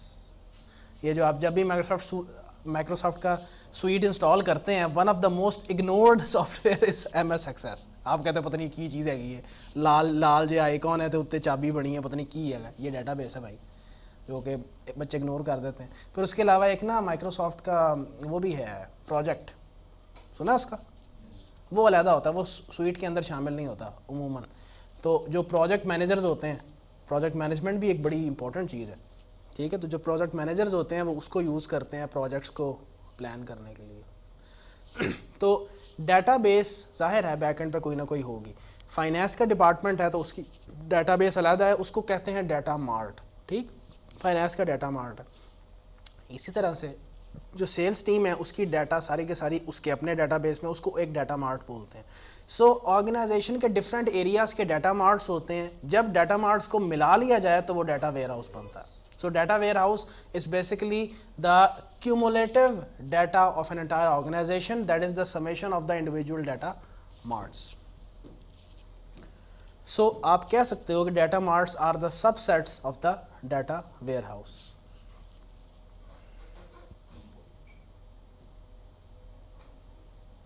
ये एरिया आपका जिसके अंदर पोटेंशियल है to be tested in this attempt, और ये बड़े मजे का है और बहुत रेलेवेंट है, और ऐसी चीज़ नहीं है कि आप इसको पढ़ के कहेंगे यार है की ये आप कर रहे हैं, डेली बेसिस पे कर रहे होते हैं, या इनको जब पॉइंट्स को पढ़ेंगे तो आपको लगेगा कि यार बिल्कुल ऐसे ही होना चाहिए। देखें, अब आप खुद सोचें कि आपने IT का सिस्टम लगा लिया अपनी ऑर्गेनाइजेशन में, अपने इदारे में, और फिर उसके ऊपर आपने इंफॉर्मेशन सिस्टम भी डिप्लॉय कर लिए ताकि डाटा मैनेज किया जा सके, तो क्या उसको सिक्योर करने की ज़रूरत नहीं है आपको? It is an extremely sensitive data and उसके साथ जो रिस्क जुड़े हुए हैं कि कोई इसके ऊपर अनऑथराइज्ड एक्सेस ना करे, अनऑथराइज्ड यूज ना करे, कोई डाटा थेफ्ट ना कर ले, वैसे ही data subjected to some damage ना हो जाए ड्यू टू नेग्लिजेंस। ये रिस्क है कि नहीं है? बिल्कुल है। तो फिर इसकी सिक्योरिटी के लिए भी कुछ करना पड़ेगा। इसकी सिक्योरिटी के लिए फिर जो हम अमल करते हैं उनको बोलते हैं IT controls. Implementing the controls on the information technology and information systems that you have deployed in your organization। तो अगला हम एरिया जरा स्टडी करने लगे हैं कि आईटी के कंट्रोल्स क्या होंगे, लेकिन उससे पहले वो डिस्कशन करता है कि आईटी सिस्टम के साथ रिस्क कौन से जुड़े हुए हैं। बड़े नॉर्मल से रिस्क हैं, ये जरा ऊंची आवाज में को पढ़े, जरा इंटरेस्टिंग है। तो बड़ा हम आप individuals make mistakes. They may key incorrect data into a system. In some cases, they may wipe out records or even an entire file by mistake. Human error is also a common cause of lapses in security system. Leaving computer terminals unattended is just one example. अब ये देखो risk जो है ना, एक तो risk ऐसा हो सकता है कि कोई बंदा इंटेंशनली कोई काम करने की कोशिश करे, डाटा थेफ्ट करना चाहे, कोई डाटा चुराना चाहे, डाटा डैमेज करना चाहे, करप्ट करना चाहे विद सम इंटेंशनल ऑब्जेक्टिव। एक तो वो है। दूसरा नेग्लिजेंस भी हो सकती है, ह्यूमन एरर भी तो हो सकता है ना, गलती की वजह से भी तो डाटा खराब हो सकता है। तो देखो एक बंदा फॉर एग्जांपल इंतहाई सिक्योर डाटा था, वो भाई साहब जो है ना उसने कहा यार चल आज बाहर से ना सूटा मार के आते हैं, वो भाई साहब खुला छोड़ गए। ये कॉमन चीजें बता रहा हूँ मैं, इसलिए रिलेट करके बता रहा हूँ। वो भाई उसके ऊपर एक मुझे बताओ, जो बैंक का टेलर है, बैंक का टेलर क्या होता है? जो कैशियर हो गया, जिसको तुम कैश जमा कराते हो कि भाई मेरे अकाउंट में जमा करो, या जिसको तुम चेक देते हो कि भाई कैश दो, उस भाई को जरा तलब हुई बड़ी, हाथ चला सूटा मारने चलते हैं, वो बाहर निकल गया और अपना जो है अकाउंट लॉगिन खुला छोड़ गया। उससे बड़ी बेवकूफ़ी क्या है मुझे बताएं? इंटेंशनल उसने कुछ नहीं किया, लेकिन his system is now open. अभी मैंने इससे रेलेवेंट भी खैर बात अभी करनी है। एग्जाम्पल दे रहा हूँ कि इस वजह से भी डाटा जो है वो it can be subjected to the risk. इन रिस्क को कैसे बचाया जाए, तो ये इसने एक मिसाल दी है, ह्यूमन एरर हो सकता है। वो भाई साहब ने गलती से वो रिसाइकल बिन का बटन दबा दिया रिकॉर्ड के ऊपर, वो ट्रांजैक्शन ही डिलीट हो गई सारी। रिस्क है कि नहीं है? अच्छा, फिर उसके अलावा टेक्निकल एरर क्या हो सकता है? Technical errors in the computer hardware, the software or the communication links can result in the loss or corruption of data. Normal चीज़ है, ये रिकॉर्डिंग के दौरान हो जाता है। फॉर एग्जांपल एक दो दफ़ा रिकॉर्डिंग में लास्ट टाइम हुआ था, उसने कहा कि सर आपकी रिकॉर्डिंग हो गई है लेकिन ना डाटा करप्ट हो गया, कॉपी नहीं हो रहा। यूएसबीज में अक्सर होता है, आप वर्ड या माइक्रोसॉफ्ट एक्सेल की फाइल पे ना, ये मेरे साथ 2 दफ़ा हो चुका, तो मेरा तो दिमाग फाट गया उसके बाद। और वो क्या था, मैंने पूरा दिन लगा के काम किया, वल्लाह आलम मेरे लैपटॉप में वायरस था क्या था, और उसके बाद मैंने बंद किया, ये पता नहीं लाइट गई है, पावर बैकअप नहीं था, मुझे नहीं आया, याद नहीं आ रहा। मैंने सारा दिन काम किया और मैंने उसके बाद फाइल दोबारा ओपन की, उसने कहा कि ड्यू टू पता नहीं this reason the file is corrupt, it can not be open. ये टेक्निकल एरर है और वल्लाह आलम केड़ा एरर सी, मैंने भी नहीं पता चला। मैं फिर वो फाइल लेके गया 1-2 लोगों के पास, उसने कहा कि नहीं अब करप्ट हो चुकी है, इसका कोई हल नहीं है। वो पूरी फाइल मैंने दोबारा बनाई। मुझे अभी भी याद। टेक्निकल एरर जो बग आ जाए किसी चीज़ के अंदर, उसको आप क्या कह सकते हैं? तो मशीन, मैं तो कहता हूँ मशीनें भी जान रखती हैं, और ये जो है ना मशीनें भी इमोशंस रखती हैं, और ये बड़ा तंग करती हैं। तब तंग करती हैं जब आपको जल्दी हो ना, प्रिंटर भी नहीं चलेगा। प्रिंट करना ना, तुसी कितने लैक जानी है चीज़, नहीं चलेगा, एंड टाइम पे दगा देगा, धोखा देगा, तंग करेगा, ठीक है ना जी। टेक्निकल एरर सीधे इंतजार कर रहे थे, उदो नहीं चलेगा, आगे पीछे तेज दनादन प्रिंट निकाल रहा होता है, लेकिन जब आपको चाहिए ना फोटोकॉपी चलेगी ना प्रिंटर चलेगा। अच्छा, फिर नेचुरल डिजास्टर्स, ये भी एक रिस्क एग्जिस्ट करता है अपनी जगह पे सर जी। फिर सबोताज या क्रिमिनल डैमेज, उर्दू में बोलते हैं सबोताज बोलते हैं, सैबोटेज या क्रिमिनल डैमेज अगर कोई करना चाहे, उसकी इंटेंशन थी कि मैंने इनके डाटा को करप्ट करना है। फॉर एग्जांपल उसकी वो बेचारे को फायर किया उन्होंने, जाते जाते उसने कहा मैं तो करप्ट करके जाऊँगा ना डाटा, इन्होंने ये फाइल डिलीट कर देंगे। तो बहरहाल रीज़न और भी हो सकती है, आपका कोई कंपेटिटर है, उसने कुछ स्पाई स्पूई छोड़ा हो, कोई मोल शोल छोड़ा हो आपकी ऑर्गेनाइजेशन के अंदर, और वो ही हरकत कर जाए। करप्शन तो किसी भी हिसाब से की जा सकती है ना। और फिर fifth, deliberate corruption. All the computer systems are expose to the risk of viruses. कोई बंदा हैक करके अनऑथराइज एक्सेस करे, यानी कि वो स्टील करना चाह रहा है आपकी चीज़ को, ये वो है, या वायरस छोड़ना चाहे, वायरस भी किया, वायरस की भी डिस्कशन है सारी की सारी, अभी आती हैं उसके ऊपर। सो ये जो फोर्थ में उसने losses from the theft and malicious damage को कवर किया है, और फिफ्थ के अंदर उसने कहा है रिस्क फ्रॉम वायरसेस या हैकर्स आपके सिस्टम में एंटर होके अनऑथराइज एक्सेस करें, डिलीट कर दें आपके डाटा, तो उसमें कवर्ड है। फिर लॉस ऑफ की personal with specialist knowledge about a system, for example the risk that a senior systems analyst will leave his job in the middle of developing a complex new system. ठीक है, आप कोई system develop कर रहे हैं और आपका कोई मेन बंदा जो कि उस पूरे सिस्टम को देख रहा है वो अचानक बीच में छोड़ जाए, तो उसके पास बड़ा कॉम्प्लेक्स, बड़ा कॉन्फिडेंशियल डाटा हो सकता है, and that can compromise the sensitive data that your organisation, जिसको जो आपके ऑर्गेनाइजेशन को बिलोंग कर सकता है। तो ये कुछ ने रिस्क बताए हैं।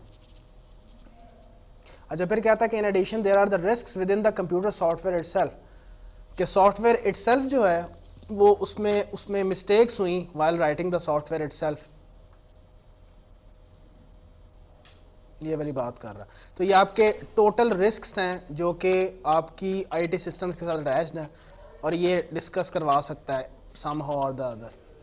तो इसको हैंडल करने के लिए दो तरह, पहले तो बात हमने तय कर ली आईटी कंट्रोल्स होते हैं। कंट्रोल्स दो तरह के होते हैं, एक जनरल कंट्रोल्स, एक एप्लीकेशन कंट्रोल्स। ठीक है जी। जनरल कंट्रोल्स वो हैं जो कि पूरी आपकी आईटी सिस्टम और इंफॉर्मेशन सिस्टम के ऊपर एज अ होल लगाए जाते हैं। ये नहीं आप कह सकते कि एक एप्लीकेशन का कॉन्सेप्ट पता है? ऐप वर्ड वहीं से निकला।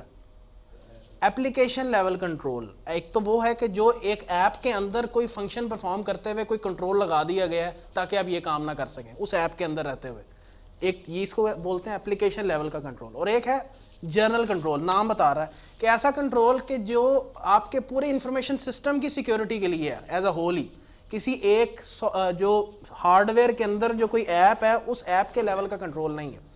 अब उसकी मिसालें आपको देखो वो देता है, ये जो है ना ये लिस्ट है जनरल कंट्रोल्स के बारे में बताया हुआ है और नीचे इसमें जनरल कंट्रोल सारे लिखे हुए हैं। इसी तरह एप्लीकेशन कंट्रोल्स बता रहा है। अब यहां से उन जनरल कंट्रोल्स जिसका ऊपर जिक्र था डिस्कशन आनी शुरू हो गई। फिजिकल एक्सेस कंट्रोल्स, सबसे पहले तो ये हो सकते हैं। फिजिकल एक्सेस कंट्रोल्स क्या है? वॉक थ्रू गेट, सबसे बड़ी मिसाल। अभी मैं अच्छा एक मैं बड़ी मजे की रिलेटेबल मिसाल दे सकता हूं इसी बैंक के टेलर की। आपने नोट किया होगा कि जो इनका कैबिन होता है जिसमें 3 टेलर बैठे होते हैं, किसी भी बैंक में जाएं, किसी ब्रांच में जाएं, 2 टेलर बैठे हुए हैं, 3 बैठे हुए हैं, तो उनका एंट्री के लिए गेट होता है और बाहर ना वो नम पैड होता है, वो नंबर्स एंटर करते हैं, या उनका एम्प्लॉय कार्ड होगा, कार्ड स्वैप करते हैं, फिर अंदर जाते हैं। बाहर लिखा भी होता है only relevant personal are allowed, क्योंकि उसके अंदर टेलर्स होते हैं और टेलर्स के तीनों के पास सिस्टम होता है, सिस्टम का लॉगिन होता है और फिर लॉगिन के अंदर सॉफ्टवेयर जो है वो ओपन किया हुआ होता है। ठीक है, तो ये जो बाहर एक जो नम पैड लगाया हुआ है it is what, it is a general control, ताकि आपका पूरा आईटी सिस्टम जो है वो कंट्रोल में रहे, सिर्फ वही बंदे जाएं जो रेलेवेंट है, इरेलेवेंट बंदा ही कोई ना जाए। लेकिन टेलर के सिस्टम के अंदर जो सॉफ्टवेयर चल रहा है उसके अंदर ना एक जगह है कि जी यहां आपने अमाउंट एंटर करनी है, जो भी बंदा आपको कैश डिपॉजिट करवा के जा रहा है उसके ऊपर एक कंट्रोल लगा हुआ है। और कंट्रोल क्या लगा हुआ है कि आप इसमें सिर्फ न्यूमेरिकल वैल्यूज एंटर कर सकते हैं, न्यूमेरिकल वैल्यूज। ठीक, और वो बंदा गलती से फॉर एग्जांपल ना ए का बटन दब जाता है उससे, तो वो फौरन एक एरर देगा कि you have not entered the numerical value. ये एक कंट्रोल है, वो वैल्यू ही एक्सेप्ट नहीं करेगा अगर उसके अंदर नॉन न्यूमेरिक वैल्यूज आ गई, अल्फाबेटिक वैल्यूज आ गई, एक्सेप्ट नहीं करेगा, ये कंट्रोल है।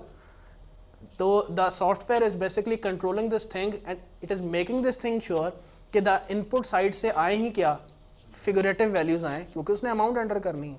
ये कौन सा कंट्रोल है? एप्लीकेशन का कंट्रोल है। लेकिन जो बाहर दरवाजा लगा हुआ है, दरवाजे के ऊपर जो नम पैड लगा हुआ है that is the general control. एक ही एनवायरनमेंट में 2 कंट्रोल मैंने आपको बताए। तो ये देखो सबसे पहला जनरल कंट्रोल है फिजिकल लेवल का कंट्रोल। ये जरा इसको एक दफा सिर्फ पढ़ लो। अभी जनरल से कंट्रोल है, insurance cover against the losses in the event of fire और फ्लडिंग। अगर फायर आग लग जाए और उसकी वजह से आपका इक्विपमेंट जो है वो जल जाए, तो और इसके अलावा कैश जल जाए, कैश की थेफ्ट हो जाए, मैं कहता हूँ ये वाला भी इवन। तो आपको पता है बैंक्स के कैश इंश्योर्ड होते हैं, तो इंश्योरेंस का ये वाला मतलब है। तो ये एक ओवरऑल ही है, एप्लीकेशन लेवल नहीं है। नहीं, डाटा से रिलेट भी कर सकती है। इवेंट ऑफ फायर और फ्लडिंग, देखें ना आपका डाटा लॉस हो जाता है अगर उसमें, तो डाटा की भी इंश्योरेंस हो सकती है, डाटा इंश्योरेंस।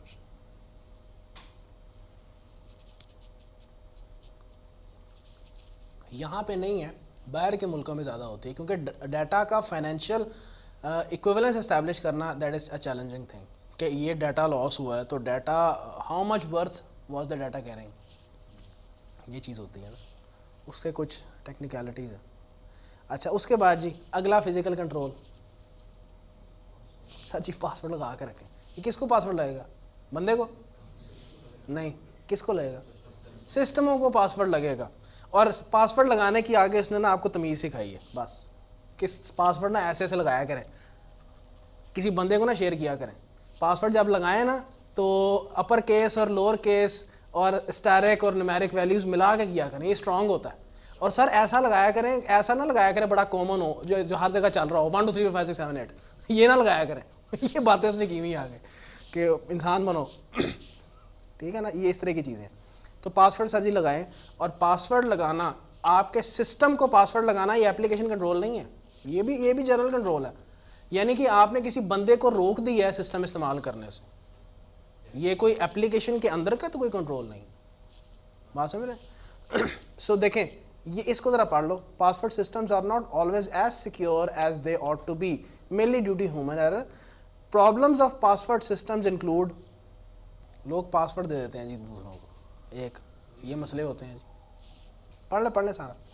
लोग इतने प्रिडिक्टेबल होते हैं पासवर्ड सेट करने में कि हैकर को वैसे ही पता चल जाता है कि यार हिट एंड ट्रायल चेक करता हूँ इस बंदे के क्या पासवर्ड हो सकते हैं, 1 2 3 4, अपना नाम ही पासवर्ड बना दिया, बच्चे का नाम, ये चीज़ें होती हैं।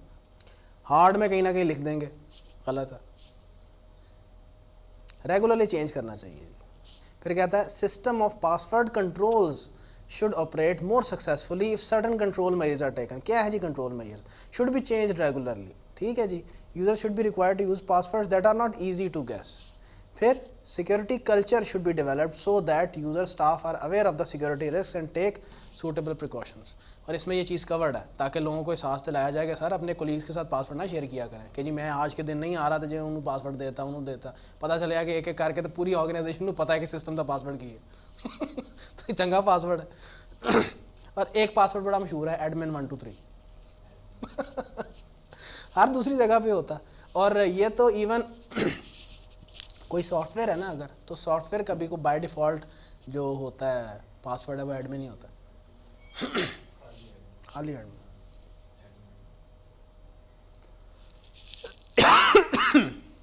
एनक्रिप्शन, ये भी एक जनरल कंट्रोल है, लेकिन ये जनरल कंट्रोल तब यूज होता है कि जब एक बंदा सेंडर है, उसने कोई चीज भेजनी है और the communication network and there is some person on the recipient end. तो ये एक ऑटोमेटिक सिस्टम है कि सेंडर क्या करता है, इस सिस्टम को बोलते हैं एनक्रिप्शन सिस्टम। होता क्या है, दो टर्मिनोलॉजीज हैं आपके लिए, बस समझना टेक्निकली जरूरत नहीं है, बस वैसे आपको वर्ड्स यूज करके बता देता हूँ कि सेंडर क्या करता है, उसको एनक्रिप्ट करता है, वो कर नहीं रहा होता, उसका एक सिस्टम है, वो बैक एंड पे खुद ही हो रहा होता है ये काम, कि सेंडर जो मैसेज सेंड करता है that is encrypted using public की, एक की होती है, उसके जरिए से एनक्रिप्ट कर दिया जाता है। एनक्रिप्ट होता क्या है, encoded version of any particular message so that if any person जो कि अनऑथराइज बंदा है उसको information during transferring the data, अगर वो उसमें एक्सेस कर भी लेता है, कुंडी शुंडी डाल के पकड़ भी लेता है उस डाटा को, तो उसको समझ ही ना आए कि ये क्या है। एनकोडेड हो, एनक्रिप्टेड मतलब एनकोडेड फॉर्म ऑफ एनीथिंग। और फिर ये जब रिक्वायर्ड सेंडर के पास पहुंचता है तो ऑटोमेटिकली प्राइवेट की के जरिए से इसको ट्रांसलेट करके ओरिजिनल मैसेज में रीट्रांसफर कर दिया जाता है ताकि वो बंदा इसको अंडरस्टैंड कर सके। ये यूज होती है पेमेंट के लिए, कि जब एक बंदा सेंडर जो है, जब वो उसने फॉर एग्जांपल ऑनलाइन पेमेंट करनी है तो ज़ाहिर है वो अपनी क्रेडिट कार्ड की सारी इंफॉर्मेशन दे देता है। ये अगर पता चल जाए तो तुसी कितने जाओ, मैंने दसो। आपकी यही दो चीज़ें पता चल जाए कि आपके क्रेडिट कार्ड नंबर ये है और क्रेडिट कार्ड के दूसरी तरफ वो 3 डिजिट्स होते हैं, ये दो चीज़ें सिक्योरिटी इंश्योर करती हैं क्रेडिट कार्ड की। यही पता चला, ये आपने एंटर किया है किसी वेबसाइट पे जाके, दराज पे जाके किया है ताकि आप पेमेंट कर लें, ऐसे पता चल गया, बात फारग हो गए, तो आपका कार्ड उसका हो गया। तो ये इंक्रिप्शन यहाँ पे यूज होती है, ठीक है जी। तो ये उसने बताया। ये देखो आखिरी लाइन में तुम्हें ये 2 बोल्ड वर्ड्स नजर भी आ रहे हैं। पब्लिक की किस लिए यूज होती है, in the software for encryption of the message, और वहां पे यूजिंग प्राइवेट की, ये कौन करता है, रिसीवर, उसकी डिक्रिप्शन करता है। एनक्रिप्शन जब एनक्रिप्ट कर दिया जाए, decryption again converting the encrypted data into the original message, ताकि उसको समझा जा सके। और फिर आप फिजिकल कंट्रोल्स कैसे कर सकते हैं? बाय प्रिवेंटिंग और डिटेक्टिंग द हैकर्स। और इसके कंट्रोल्स क्या हैं, ये इसने मेंशन कर दिया कि आप फिजिकल सिक्योरिटी मेजर्स रखें कि अनऑथराइज्ड बंदे आए ही ना वहाँ पे, क्योंकि जो हैकर होता है ना वो दो तरह से सिस्टम हैक कर सकता है। एक तो ये कि अगर उसको आप सिस्टम की एक्सेस मिल जाए किसी तरह से, तो वो सिस्टम खोले, पासवर्ड में एंटर करे और एंटर हो जाए सिस्टम में। दूसरा तरीका है रिमोटली आप हैक कर दें, और हर दूसरी जगह कर बंदा चीज़ें हो रही है, हर दूसरे गवर्नमेंट की साइट हैक हुई होती है, सुना है ना, नादरा की साइट हैक हो जाती है, एफबीआर हैक हो गया था हमारा, हुआ था ना। तो आपका ख्याल है एफबीआर की बिल्डिंग में बंदा गया था और आपने उसके सिस्टम खोले थे? नहीं। फिर पिछले दिनों इंडिया की वेबसाइट कोई हैक हुई, तिलावत चलाई गई। बहरहाल बात यह है कि रिमोटली भी किया जा सकता है, तो उसने दोनों के कंट्रोल्स दिए हुए हैं। कह रहा है कि पहले 2-3 जो तुम्हें नजर आएंगे वो फिजिकल कंट्रोल्स हैं, कि ऐसे बंदों से ही बचा जाए कि वो आए ना आपके सिस्टम्स के पास, कि फिजिकली हैक ना कर दे। फिजिकल सिक्योरिटी कर लें, पासवर्ड लगा लें, एनक्रिप्शन कर लें डाटा को। ऑडिट ट्रेल्स, ये अभी ठहर जाएं, अभी मैं डिस्कस करता हूँ। नेटवर्क लॉग्स, नेटवर्क लॉग्स क्या होते हैं?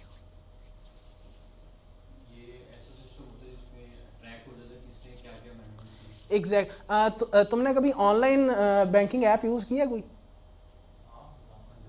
कोई भी, किसी की भी? यानी ऑनलाइन बैंकिंग, यानी तुमने इंटरनेट बैंकिंग की हो या ऐप की हो इंस्टॉल, तो जब भी तुम लॉग इन करते हो तो लॉग इन करके तुमने जो जो एक्टिविटीज की हैं, फॉर एग्जांपल तुमने किसी बेनिफिशियरी को ऐड की है, तुमने किसी को अमाउंट ट्रांसफर की है, उसके बाद जब तुम लॉग आउट होने लगते हो तो एक लॉग आ जाता है कि तुमने क्या क्या एक्टिविटी परफॉर्म की है। Log is basically a detail of all the activities that have been performed onto this particular app या system. नेटवर्क लॉग क्या होता है कि जो हर दिन के बाद या हर चंद घंटों के बाद एक डिटेल क्रिएट कर देता है कि इन घंटों में, आज के दिन में किस किस बंदे ने इस नेटवर्क पे लॉग इन किया है। सो it is basically what, network log. ठीक है, आप कभी नोट करें ये जो ईमेल्स होती हैं ना, ईमेल पे जब भी कोई बंदा, आप किसी को ईमेल शेयर करें, ये हर दूसरा बंदा कर रहा होता है, ईमेल शेयर करें तो वो जब लॉग इन करता है तो आपको एक ईमेल आती है कि some person has logged into the system. ये लॉग ही है और आपसे कंफर्मेशन मांगता है कि if it was you then ignore this email, अगर ये आप नहीं थे तो please take the requisite action whatever. ये बात करता है क्योंकि उसको पता है कि यार ये वाला जो सिस्टम है ना, ये इस ईमेल के साथ अटैच्ड है, ये आईपी इस सिस्टम के साथ, इस ईमेल के साथ अटैच्ड है। तो any person who is having some other gadget, कोई और लैपटॉप है, कोई और मोबाइल है, वो इस ईमेल को एक्सेस करेगा तो वो ये वाला पंगा डालता है हमेशा। तो वो ये लॉग ही तो है, एक कह लो कि एक सिस्टम तो नहीं कह सकते, लेकिन ये एक डिटेल क्रिएट करता है for all the persons who have logged into your account. ठीक है, तो ये नेटवर्क लॉग भी होते हैं। फायरवॉल्स, नाम सुना? फायरवॉल भी जैसे एंटीवायरस होता है, अक्सर एंटीवायरस के साथ ही फायरवॉल्स आता है। फायरवॉल्स का ऑब्जेक्टिव ही ये होता है कि रिमोटली अगर कोई अनऑथराइज्ड बंदा आपके सिस्टम को एक्सेस करना चाह रहा है तो फायरवॉल उसको रोकता है। एंटीवायरस तो करता है ना कि वायरसेस को रोकता है, अभी हम बात करेंगे उसके ऊपर। तो फायरवॉल्स का ऑब्जेक्टिव ये होता है कि जो रिमोटली कोई बंदा हैक करना चाह रहा है आपके सिस्टम में, तो वो आपके इस अनऑथराइज्ड एक्सेस को रोके। और फॉर्चुनेटली आगे वो डिस्कशन भी हुई है। तो ये फायरवॉल क्या करेगा कि अगर कोई सस्पिशियस मैसेज रिसीव हो रहा है, कोई ईमेल ऐसी रिसीव हो रही है, आपने कभी नोट किया होगा कि कोई ईमेल आपको आती है तो वो ना ऑटोमेटिकली या स्पैम में चली जाएगी ऑटोमेटिकली, और उसको आप ओपन कर भी लेंगे ना। फॉर एग्जांपल वो एक मैसेज आ गया अचानक से और जी उसने लिखा हुआ है कि जी मैं फॉर एग्जांपल फोत होने लगा हूँ, या अगला हफ्ता मेरा आखिरी है, या और मैं अपनी प्रॉपर्टी ना किसी को ट्रांसफ़र करने जा रहा हूँ, तो आप को मैं कंसिडर कर रहा हूँ कि आपको प्रॉपर्टी, तो तू फूफीदा मुंडा एडा तू मैंने प्रॉपर्टी ट्रांसफ़र कर रहे हैं। या कहेगा कि जी ये एक लकी ड्रॉ हुआ था किसी जगह पे, उसमें ये नाम निकला and you are the beneficiary for that. है भाई मामा ही था, वो किसी और जगह का होता है, अमेरिका का होता है, तो मेरा लकी ड्रॉ निकला है। एक दो ट्रैप होते हैं बंदे मैंने देखे, मैं लाहौर वाला, ये बड़ी देर पहले की बात कर रहा हूँ, बड़ी देर पहले की, 10, 12, 13 साल पहले की बात कर रहा हूँ। अच्छा, ऐसी ईमेल्स आप ओपन कर लेना तो उसके ऊपर ना एक मैसेज होता है कि such emails are usually considered to be a spam emails, so do not, it's you are recommended not to open such emails. तो जो फायरवॉल्स होते हैं उनको कभी इस तरह के सस्पिशियस मैसेजेस आते हैं अगर, सिस्टम्स में, तो वो उनका आपको लॉग दिखाता है कि सर ये सस्पिशियस मैसेजेस आ रहे हैं, नॉट ओपन सच मैसेजेस, ये चीज़ें करता है। और आपको कोई अगर ऑन स्क्रीन मैसेज कुछ मैसेजेस को ब्लॉक करके ले जाएगा, ठीक है आपके सिस्टम में, उनको ओपन नहीं करने देगा, ये कुछ चीज़ें फायरवॉल्स कर रहा होता है। और जहन में रखें, चूंकि हमारे सिस्टम्स 24/7 इंटरनेट से कनेक्टेड होते हैं, सो ऐसा पॉसिबल ही नहीं है कि आप फायरवॉल इंस्टॉल किए बगैर इस तरह से अनऑथराइज्ड एक्सेस को रोक सकें, क्योंकि internet is bombarded with such attempts हर दूसरी जगह पे, क्योंकि ये जो एक दुनिया ही लहदा है जो अनऑथराइज्ड एक्सेस चाह रही होती है लोगों की, और वायरसेस भेजना चाह रही होती है। पहला वायरस बनाने वाला बंदा पाकिस्तान से था, पता ना आपको, तो उसने बनाया था। तो इनके एक अलग ही ऑब्जेक्टिव्स, एक अलग एजेंडाज होते हैं। तो वैसे भी फिर कुछ वेबसाइट्स ऐसी होती हैं कि जिन पे ट्रैफिक इस तरह से होती है कि वहाँ पे इंफॉर्मेशन फ्री ऑफ कॉस्ट होती है, लेकिन जब आप उन पे जाते हैं तो अचानक आप नोट करें पॉपअप विंडोज ओपन होना शुरू हो जाती हैं। ये तमाम सस्पिशियस मैसेजेस हैं और ये बहुत ज़्यादा प्रोन कर देती हैं आपके सिस्टम को कि you will be your system and its files will be exposed to the unauthorised attempt. तो ये तमाम चीज़ें, इनसे बचाने का एक तरीका है कि आप फायरवॉल्स इंस्टॉल कर लें। लेकिन जो सिस्टम्स इंटरनेट के साथ कनेक्टेड ही नहीं होते हैं उसका बहुत मुश्किल होता है, क्योंकि और तो कोई मीडियम ही नहीं है किसी बंदे को आपके सिस्टम तक पहुंचने का। इंटरनेट अगर आ गया इसका मतलब है कि पूरा रास्ता अवेलेबल है आपके सिस्टम तक, और जब सिस्टम रास्ता अवेलेबल है तो वाई नॉट फायरवॉल्स। तो वही उसने जिक्र यहाँ पे किया हुआ है कि अगर इंटरनेट के साथ आप कनेक्टेड हैं, there is no justification of not installing the firewall. पहले तो ये समझे वायरस होता है क्या है। वायरस एक ऐसी चीज़ है जो कि किसी न किसी फाइल के साथ अटैच हो गया तो हमारे सिस्टम में एंटर होता है, और इसके जो बैक एंड पे जो कह लें कि इंटेंशंस होती हैं वो हमेशा मेलाफाइड इंटेंशंस होती हैं, बोनाफाइड इंटेंशंस तो हो नहीं सकती। वायरस तो किसी न किसी डाटा को करप्ट करने के लिए बनाया जाता है, किसी को दूर बैठे आपके डाटा से, आपके ऑर्गेनाइजेशन से कोई जेलसी, कोई इशू, कोई मसले मसाइल हैं, या आपके साथ कोई किसी किस्म की उसको कोई बदला लेने की ख्वाहिश है, तो वो ही ऐसी हरकत कर सकता है। कैसे हो सकता है? किसी फाइल के साथ अटैच होकर या तो थ्रू ईमेल आ जाए क्योंकि आपने इंटरनेट ओपन किया हुआ है, या किसी न किसी डिवाइस में आपने डाटा रखा और डाटा के साथ आ गया। ये भी बड़ा कॉमन है। वो भाई साहब अभी तक सीडी और फ्लॉपियों को जिक्र कर रहे हैं, मैं हैरान हूँ। जहाँ से कॉपी पेस्ट मारा है उन्होंने, वो पुरानी किताब है कोई, और अभी भी उसका जिक्र है। आगे लिखा हुआ उसने कि आप कैसे वायरसेस से अपने कंप्यूटर को बचा सकते हैं, सीडियाँ और फ्लॉपियाँ ना इस्तेमाल। यानी कि ये वो दौर है, फ्लॉपियाँ तब इस्तेमाल होती थी जब 1990s की बात कर रहा हूँ मैं। USB लगा भाई यार, फिर भी USB है तो फिर भी लग रही होती है, जिक्र भी कोई नहीं है इनका, तो अभी भी सीडियाँ चल रही हैं। तो ये दो जरिए हैं जहाँ पे ऊपर उसने लिखा भी हो वायरसेस इन दो अंदाज से फाइल्स के साथ अटैच होकर आपके सिस्टम में एंटर होते हैं। तो आगे उसने टाइप्स बताई हुई हैं। लॉजिक बॉम्ब्स ये होते हैं कि जैसे फॉर एग्जांपल कोई HR का बंदा है, वो क्या करे, वो थोड़ी प्रोग्रामिंग जानता है, उसने ये चीज़ सिस्टम में एंटर की कि अगर तो इन्होंने मुझे टर्मिनेट किया, क्योंकि उसको डर था कि मुझे टर्मिनेट करेंगे, अगर तो टर्मिनेट किया तो इनकी जो HR की फाइलें हैं ऑटोमेटिकली डिलीट हो जाए। तो वो होता ही है कि जब भी HR का जहाँ पे अच्छा सिस्टम लगा होता है तो हर बंदे की जो फाइल है, हर बंदे का जो एक मॉड्यूल है, उसका जो डेटाबेस के अंदर उसकी जो डाटा है उसके अंदर एंट्री की जाती है कि this person is no more part of payroll, reason termination. तो जब वो डाटा एंट्री करे और जैसे ही वहाँ पे लिखे, मेंशन करे कि टर्मिनेट हो गया ये बंदा, तो फौरन उसकी जो HR के रिकॉर्ड्स हैं वो डिलीट हो जाए। So it is a logic bomb, जो कि कब logic bomb क्या है? It's just a way of corrupting the files of a system when a certain operation takes place. तो logic bomb की वो जिक्र, this is a virus that is designed to start working। ये virus तब शुरू होगा जब certain event occur होगा। फिर टाइम बॉम्ब्स क्या हैं? ये तब वर्क करना शुरू होते हैं जब एक सर्टन डेट आ जाएगी। ये तो बड़ी देर पहले की बात है, ये आया करते थे। बड़ा मशहूर था कि 21 मार्च को एक वायरस आया।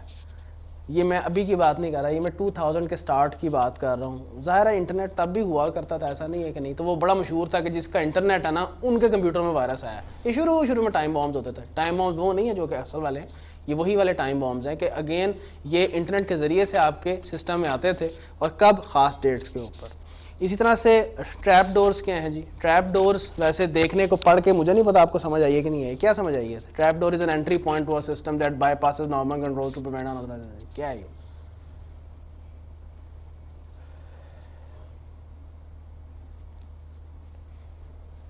जो आपका सिस्टम डिज़ाइन करते हैं ना, जिन्होंने सिस्टम डिज़ाइन किया होता है, जो सॉफ्टवेयर इंस्टॉल करते हैं, कोई सिस्टम प्रिपेयर करते हैं आपकी ऑर्गेनाइजेशन का, तो वो कुछ ऐसे एंट्री पॉइंट्स छोड़ देते हैं कि जिनके ज़रिए से आप सिस्टम पे जब एंटर होना तो आपको एज सच कंट्रोल से गुजरना ना पड़े। जैसे कोई पासवर्ड देने की ज़रूरत ना पड़े आपको, कोई अगर एडिशनल कंट्रोल्स लगाए हुए हैं, फॉर एग्जांपल कोई जो फिंगरप्रिंट इंप्रेशन देना पड़ता है कहीं जगह पे एंटर होने के लिए, वो कंट्रोल्स की कोई ज़रूरत ना हो। कुछ ऐसे पॉइंट्स होते हैं, उनको ट्रैप डोर्स कहा जाता है। ये सिस्टम्स डिज़ाइन करने वाले अपने लिए रखते हैं कि अगर उनको फ्यूचर में कभी एंटर होना पड़ जाए, एक सिस्टम में एंटर होने के लिए, किसी डिबगिंग के लिए, किसी एरर को रेक्टिफाई करने के लिए, किसी बग को रिमूव करने के लिए, तो उनके लिए कोई रास्ता बच जाए। लेकिन यही ट्रैप डोर एक वीकनेस भी होती है for any person who is sitting outside the organisation. उस जिसे कह लो चोर स्विच नहीं होता कि किसी को ये पता चल जाना ट्रैप डोर कि ये ट्रैप डोर है, ये ईज ऑफ एंट्री भी है उन लोगों के लिए जो कि अनऑथराइज्ड है। यार ऐसे ही समझ लो जैसे तुम लोग पर्सनल कंप्यूटर यूज करते हो, तो कभी सुना है इसके बारे में कि यार सेफ मोड में चला के देखें लैपटॉप को, चल रहा कि नहीं चल रहा। सेफ मोड में, सेफ मोड में अपने लैपटॉप को, अपने पीसी को, चलो खैर। तो बहरहाल मैंने मकसद आपको समझा दिया, ट्रैप डोर्स उनको कहा जाता है। और trap doors is such an entry point to a certain system in which there is no need to pass through the normal controls that are applied on to system. वो bypass हो जाते हैं, उस जरिए से आप जाएंगे, लेकिन वो पता चलना ही मेन चीज़ है। ठीक है, तो हर एक को नहीं पता होता, लेकिन जो इंटेलिजेंट बंदा है, सिटिंग आउटसाइड द ऑर्गेनाइजेशन, उसको पता है, चल गया तो बस गए आप। लेकिन again it's not as simple as I am explaining, लेकिन पॉइंट कन्वे किया आपको कि पॉइंट है क्या। ट्रोजन हॉर्स क्या होते हैं जी? ट्रोजन हॉर्स एक कह लो कि भेस बदल के आने वाला वायरस है, जो कि अपने आप को डिस्गाइज में ये शो करता है कि जैसे मैं कोई असल फाइल हूँ, मैं कोई सही फाइल हूँ, प्रॉपर फाइल। न्यू फोल्डर वाला जो एक वायरस आता है, ये it is a kind of Trojan horse. Trojan horse क्या है कि आपको नाम भी फोल्डर का ऐसा लग रहा होगा कि जैसे मिलता जुलता है, ठीक है, लेकिन it gives a feel as if it's an okay folder. आप उसको क्लिक करते हैं, बस after that it starts replicating and doing the work that जिसके लिए ये डिज़ाइन किया गया था। अपने आप को रेप्लिकेट करना शुरू कर देगा, एक गेटवे दे देगा उस बंदे को जिसने ये वायरस छोड़ा है कि वो इजीली इस सिस्टम में एंटर हो जाए, मतलब what ever was the intention of that. ठीक है, इसके अलावा वर्म भी एक खास किस्म का वायरस है जिसका ऑब्जेक्टिव ये होता है कि अपने आप को सिस्टम में रेप्लिकेट करता जाए, मल्टीप्लिकेशन एक्सपोनेंशियली मल्टीप्लाई करता जाए, बहुत तेजी से फैलता है। डिनाइल ऑफ सर्विस क्या है? डिनाइल ऑफ सर्विस ये होता है कि जब फेक अंदाज में कोई भी सिस्टम है ना, उसमें इतनी ज़्यादा जैसे स्पैम रिक्वेस्ट भेजी जाएं, इतनी ज़्यादा भेजी जाएं कि जो ओरिजिनल बंदे हैं, कस्टमर्स हैं ना आपके, जिन्होंने असल में क्वेरीज भेजनी है, उनके लिए सिस्टम इस्तेमाल जो होगा रही ना, बैठ ही जाए, सिस्टम ही बैठ जाए। डिनाइल ऑफ सर्विस, नाम से क्या पता चल रहा है? सर्विस डिनाई हो जाना उनका, उन लोगों को जो कि लेजिटिमेट यूजर्स हैं, जो बेचारे असल में सर्विस लेना चाह रहे हैं। सो ये वो वाली बात है। बिल्कुल ऐसे ही समझ लो जैसे तुम्हारा ईमेल है, ईमेल के ऊपर कोई बंदा तुम्हारे स्पैम ईमेल है इतनी भेजता जाए, आउट ऑफ स्टोरेज हो जाए तुम्हारी अपनी ईमेल ही, वही ना खुले, वही मुसीबत पड़ जाए। और सच दैट वो ईमेल जो तुम्हें वाकई रिसीव होनी थी, तुम उसका इंतजार कर रहे हो, वो आ कोई नहीं रही और स्पैम ईमेलें आई जा रही हैं, such that it is went out of storage. तो ये भी एक मिसाल है। तो rendering the system unusable by the legitimate users, for example bye overloading a website with millions of computer generated queries. ठीक है, वो बॉट क्वेरीज होती हैं। कंप्यूटर जनरेटेड से मुराद क्या है? बॉट। जैसे ये जो ट्वीट्स का मामला शुरू हुआ था जी, बॉट ट्वीट्स हैं, ये बॉट्स हैं। बॉट से क्या मुराद होते हैं कि ह्यूमनली नहीं होते, ये वो है जो कि सिस्टम जनरेटेड हैं जी, ऑटो जनरेटेड हैं।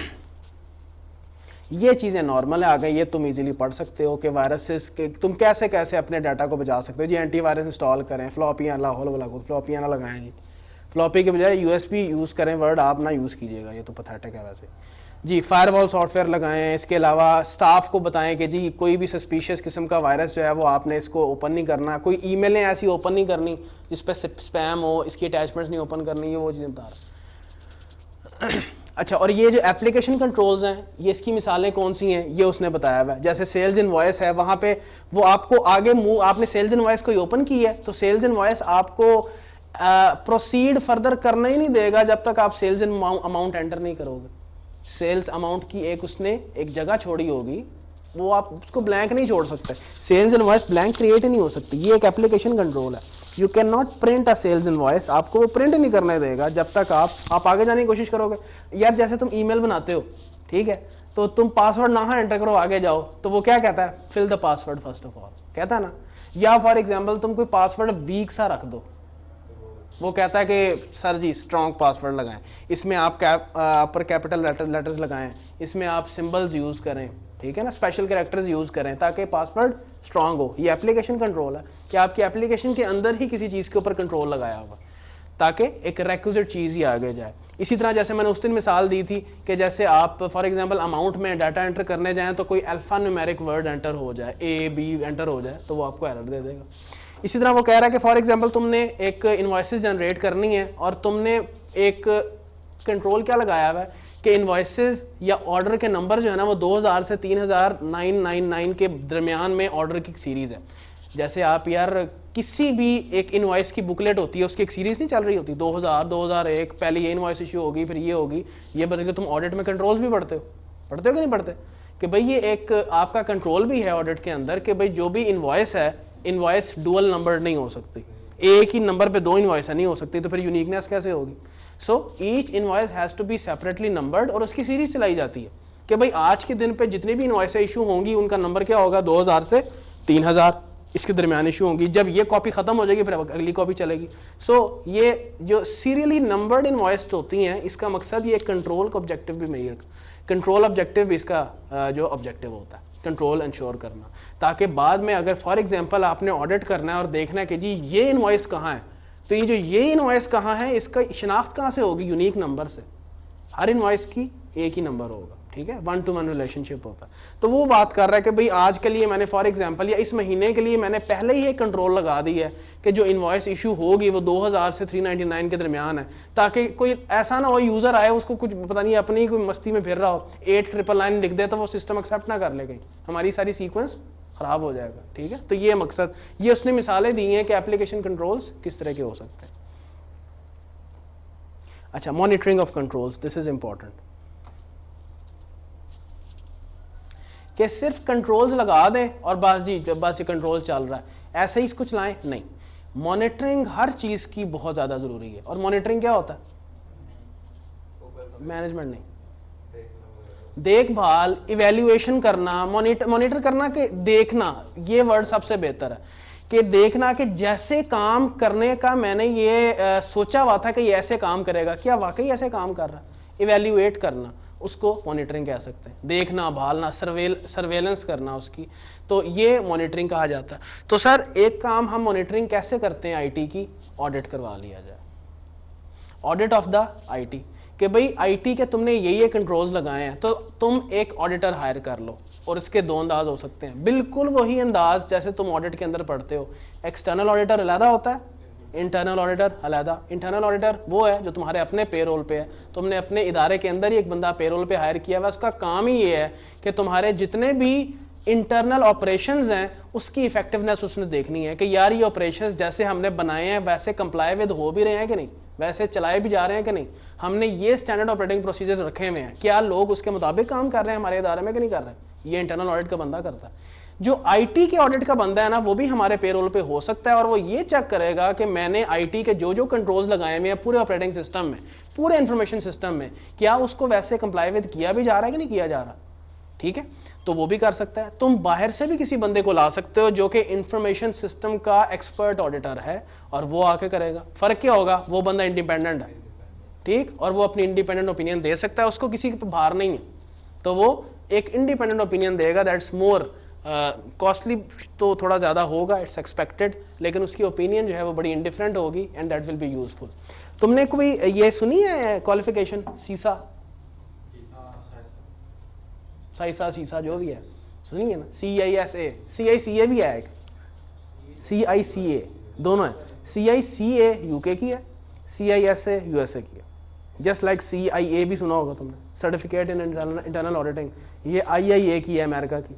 तो ये जो CISA है it is certificate in information system audit, जो CICA है that is certificate in internal controls audit. तो ये पहले एक पूरा सब्जेक्ट होता था IT मैक का जो कि निकल चुका होगा, वो गलत है, मेरे नज़दीक गलत है, होना चाहिए था, एक अच्छा सब्जेक्ट था। ये मॉड्यूल F का वन ऑफ द नहीं, मॉड्यूल E का तीसरा या चौथा सब्जेक्ट था। BM था अलहदा, फिर IT मैक वो था information technology management and controls, हाँ मैनेजमेंट एंड कंट्रोल्स, तो वो आपका सब्जेक्ट अलहदा था। तो उसकी हल्की हल्की सी चीज़ें यहाँ नज़र आती हैं, कुछ भी नहीं है उसके मुकाबले में। तो ये जो चीज़ें हैं ना आईटी कंट्रोल्स ऑडिट, ये उसके अंदर कवर्ड होती हैं। अभी आप पे डिपेंडेंट होता है कि आप चाहें तो इसको साइक्लिकली, बीच में जिक्र कर रहा है, साइक्लिकल बेसिस पे, पीरियोडिकल बेसिस पे इसको ऑडिट करवा लें। अगर तो आपकी अपनी ही पेरोल पे बंदा शामिल है तो वीकली बेसिस पे करवा लें, वो शायद डेली बेसिस पे भी करता हो।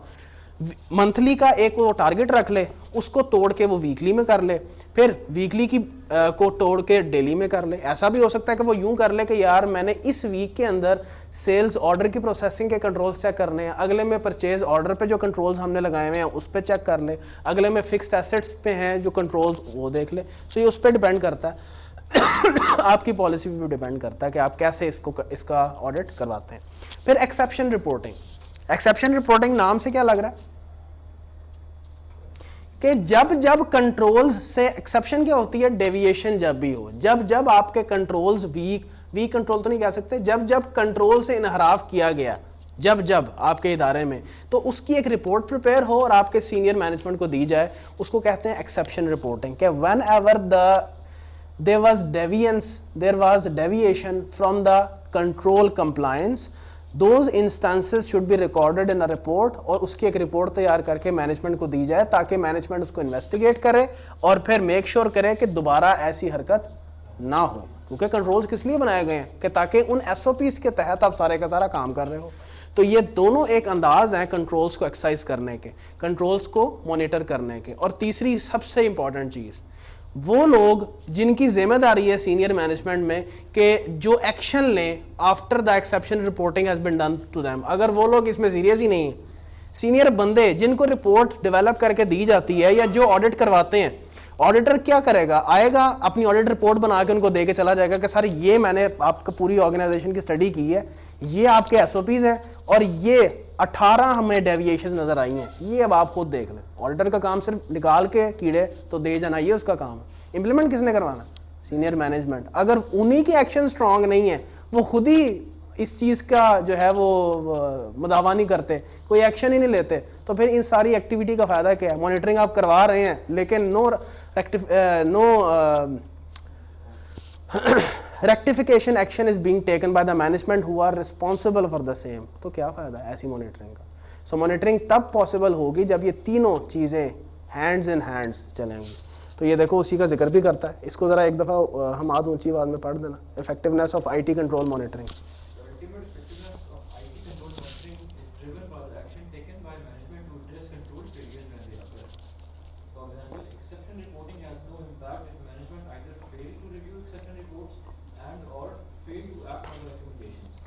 This applies equally to reports and their recommendations issued by both internal and external auditors.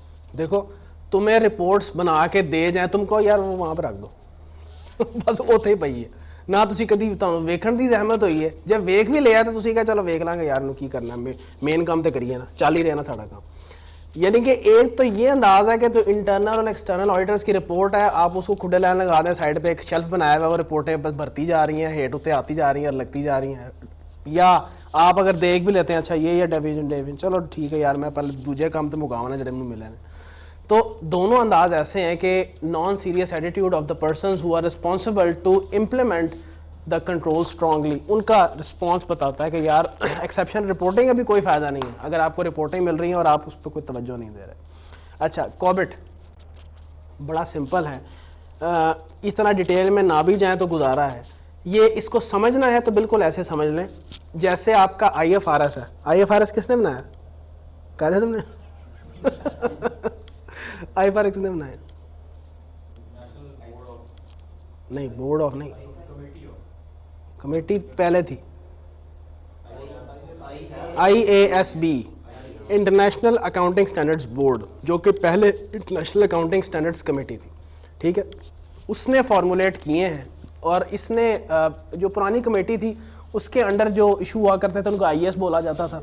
अब ये IASB हो गया, तो उसके बाद अब नए जितने भी स्टैंडर्ड्स बनते हैं वो IFRS के नाम से बनते हैं। और जो भी पहले वो लोग जो इंटरप्रिटेशन निकालते थे वो SICs होती थी, अब जो निकलती हैं वो IFRICs हैं।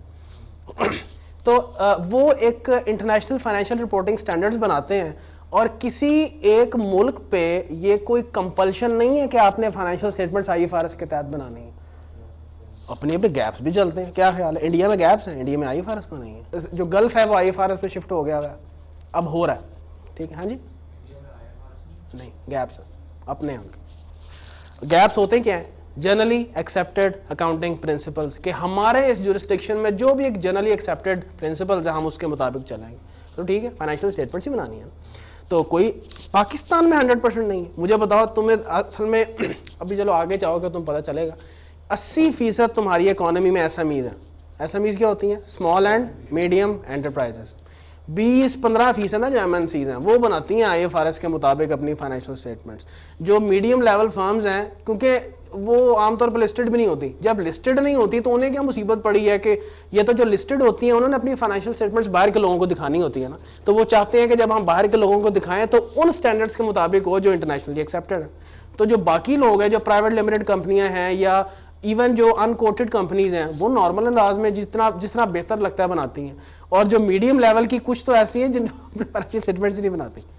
तो कोई कंपल्शन नहीं है आप पे कि आप आईएफआरएस फॉलो करें, लेकिन जो इस फ्रेमवर्क को अडॉप्ट करेगा, जो कहता है कि मैं अडॉप्ट करूंगा, फिर उसने फाइनेंशियल स्टेटमेंट्स भी किसके मुताबिक बनानी है, आईएफआरएस के मुताबिक। ये चीज है बिल्कुल इसी तरह से जो कोबेट है, जिसका एब्रिविएशन है जी हमारा यहाँ लिखा होगा, इसने और ऊपर ही लिखा है control objectives for information and related technologies.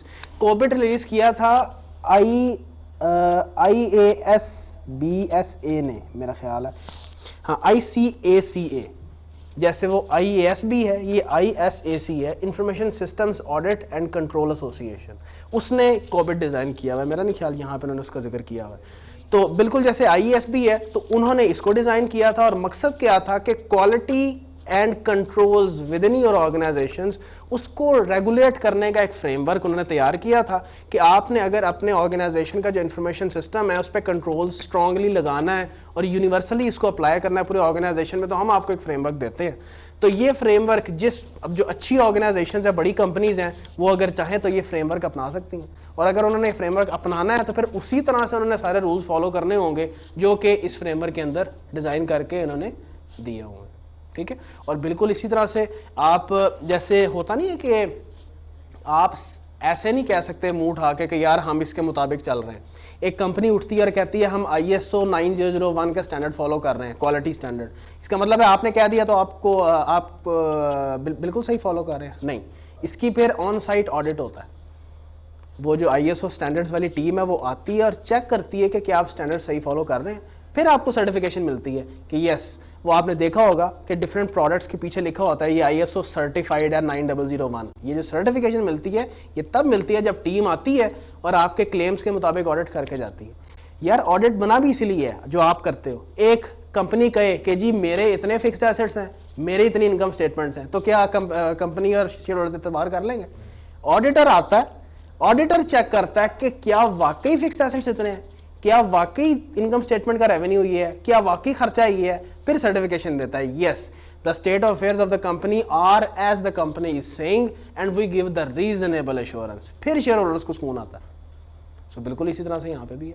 तो कोई भी फ्रेमवर्क लगा रहे हैं, आप ये फ्रेमवर्क भी लगाओगे तो डेफिनेटली इसकी भी कोई ना कोई टीम आएगी और चेक करेगी कि क्या आप उनके मुताबिक चल रहे हैं, फिर जाके बात बनेगी। तो ये वो चीज है, ठीक है।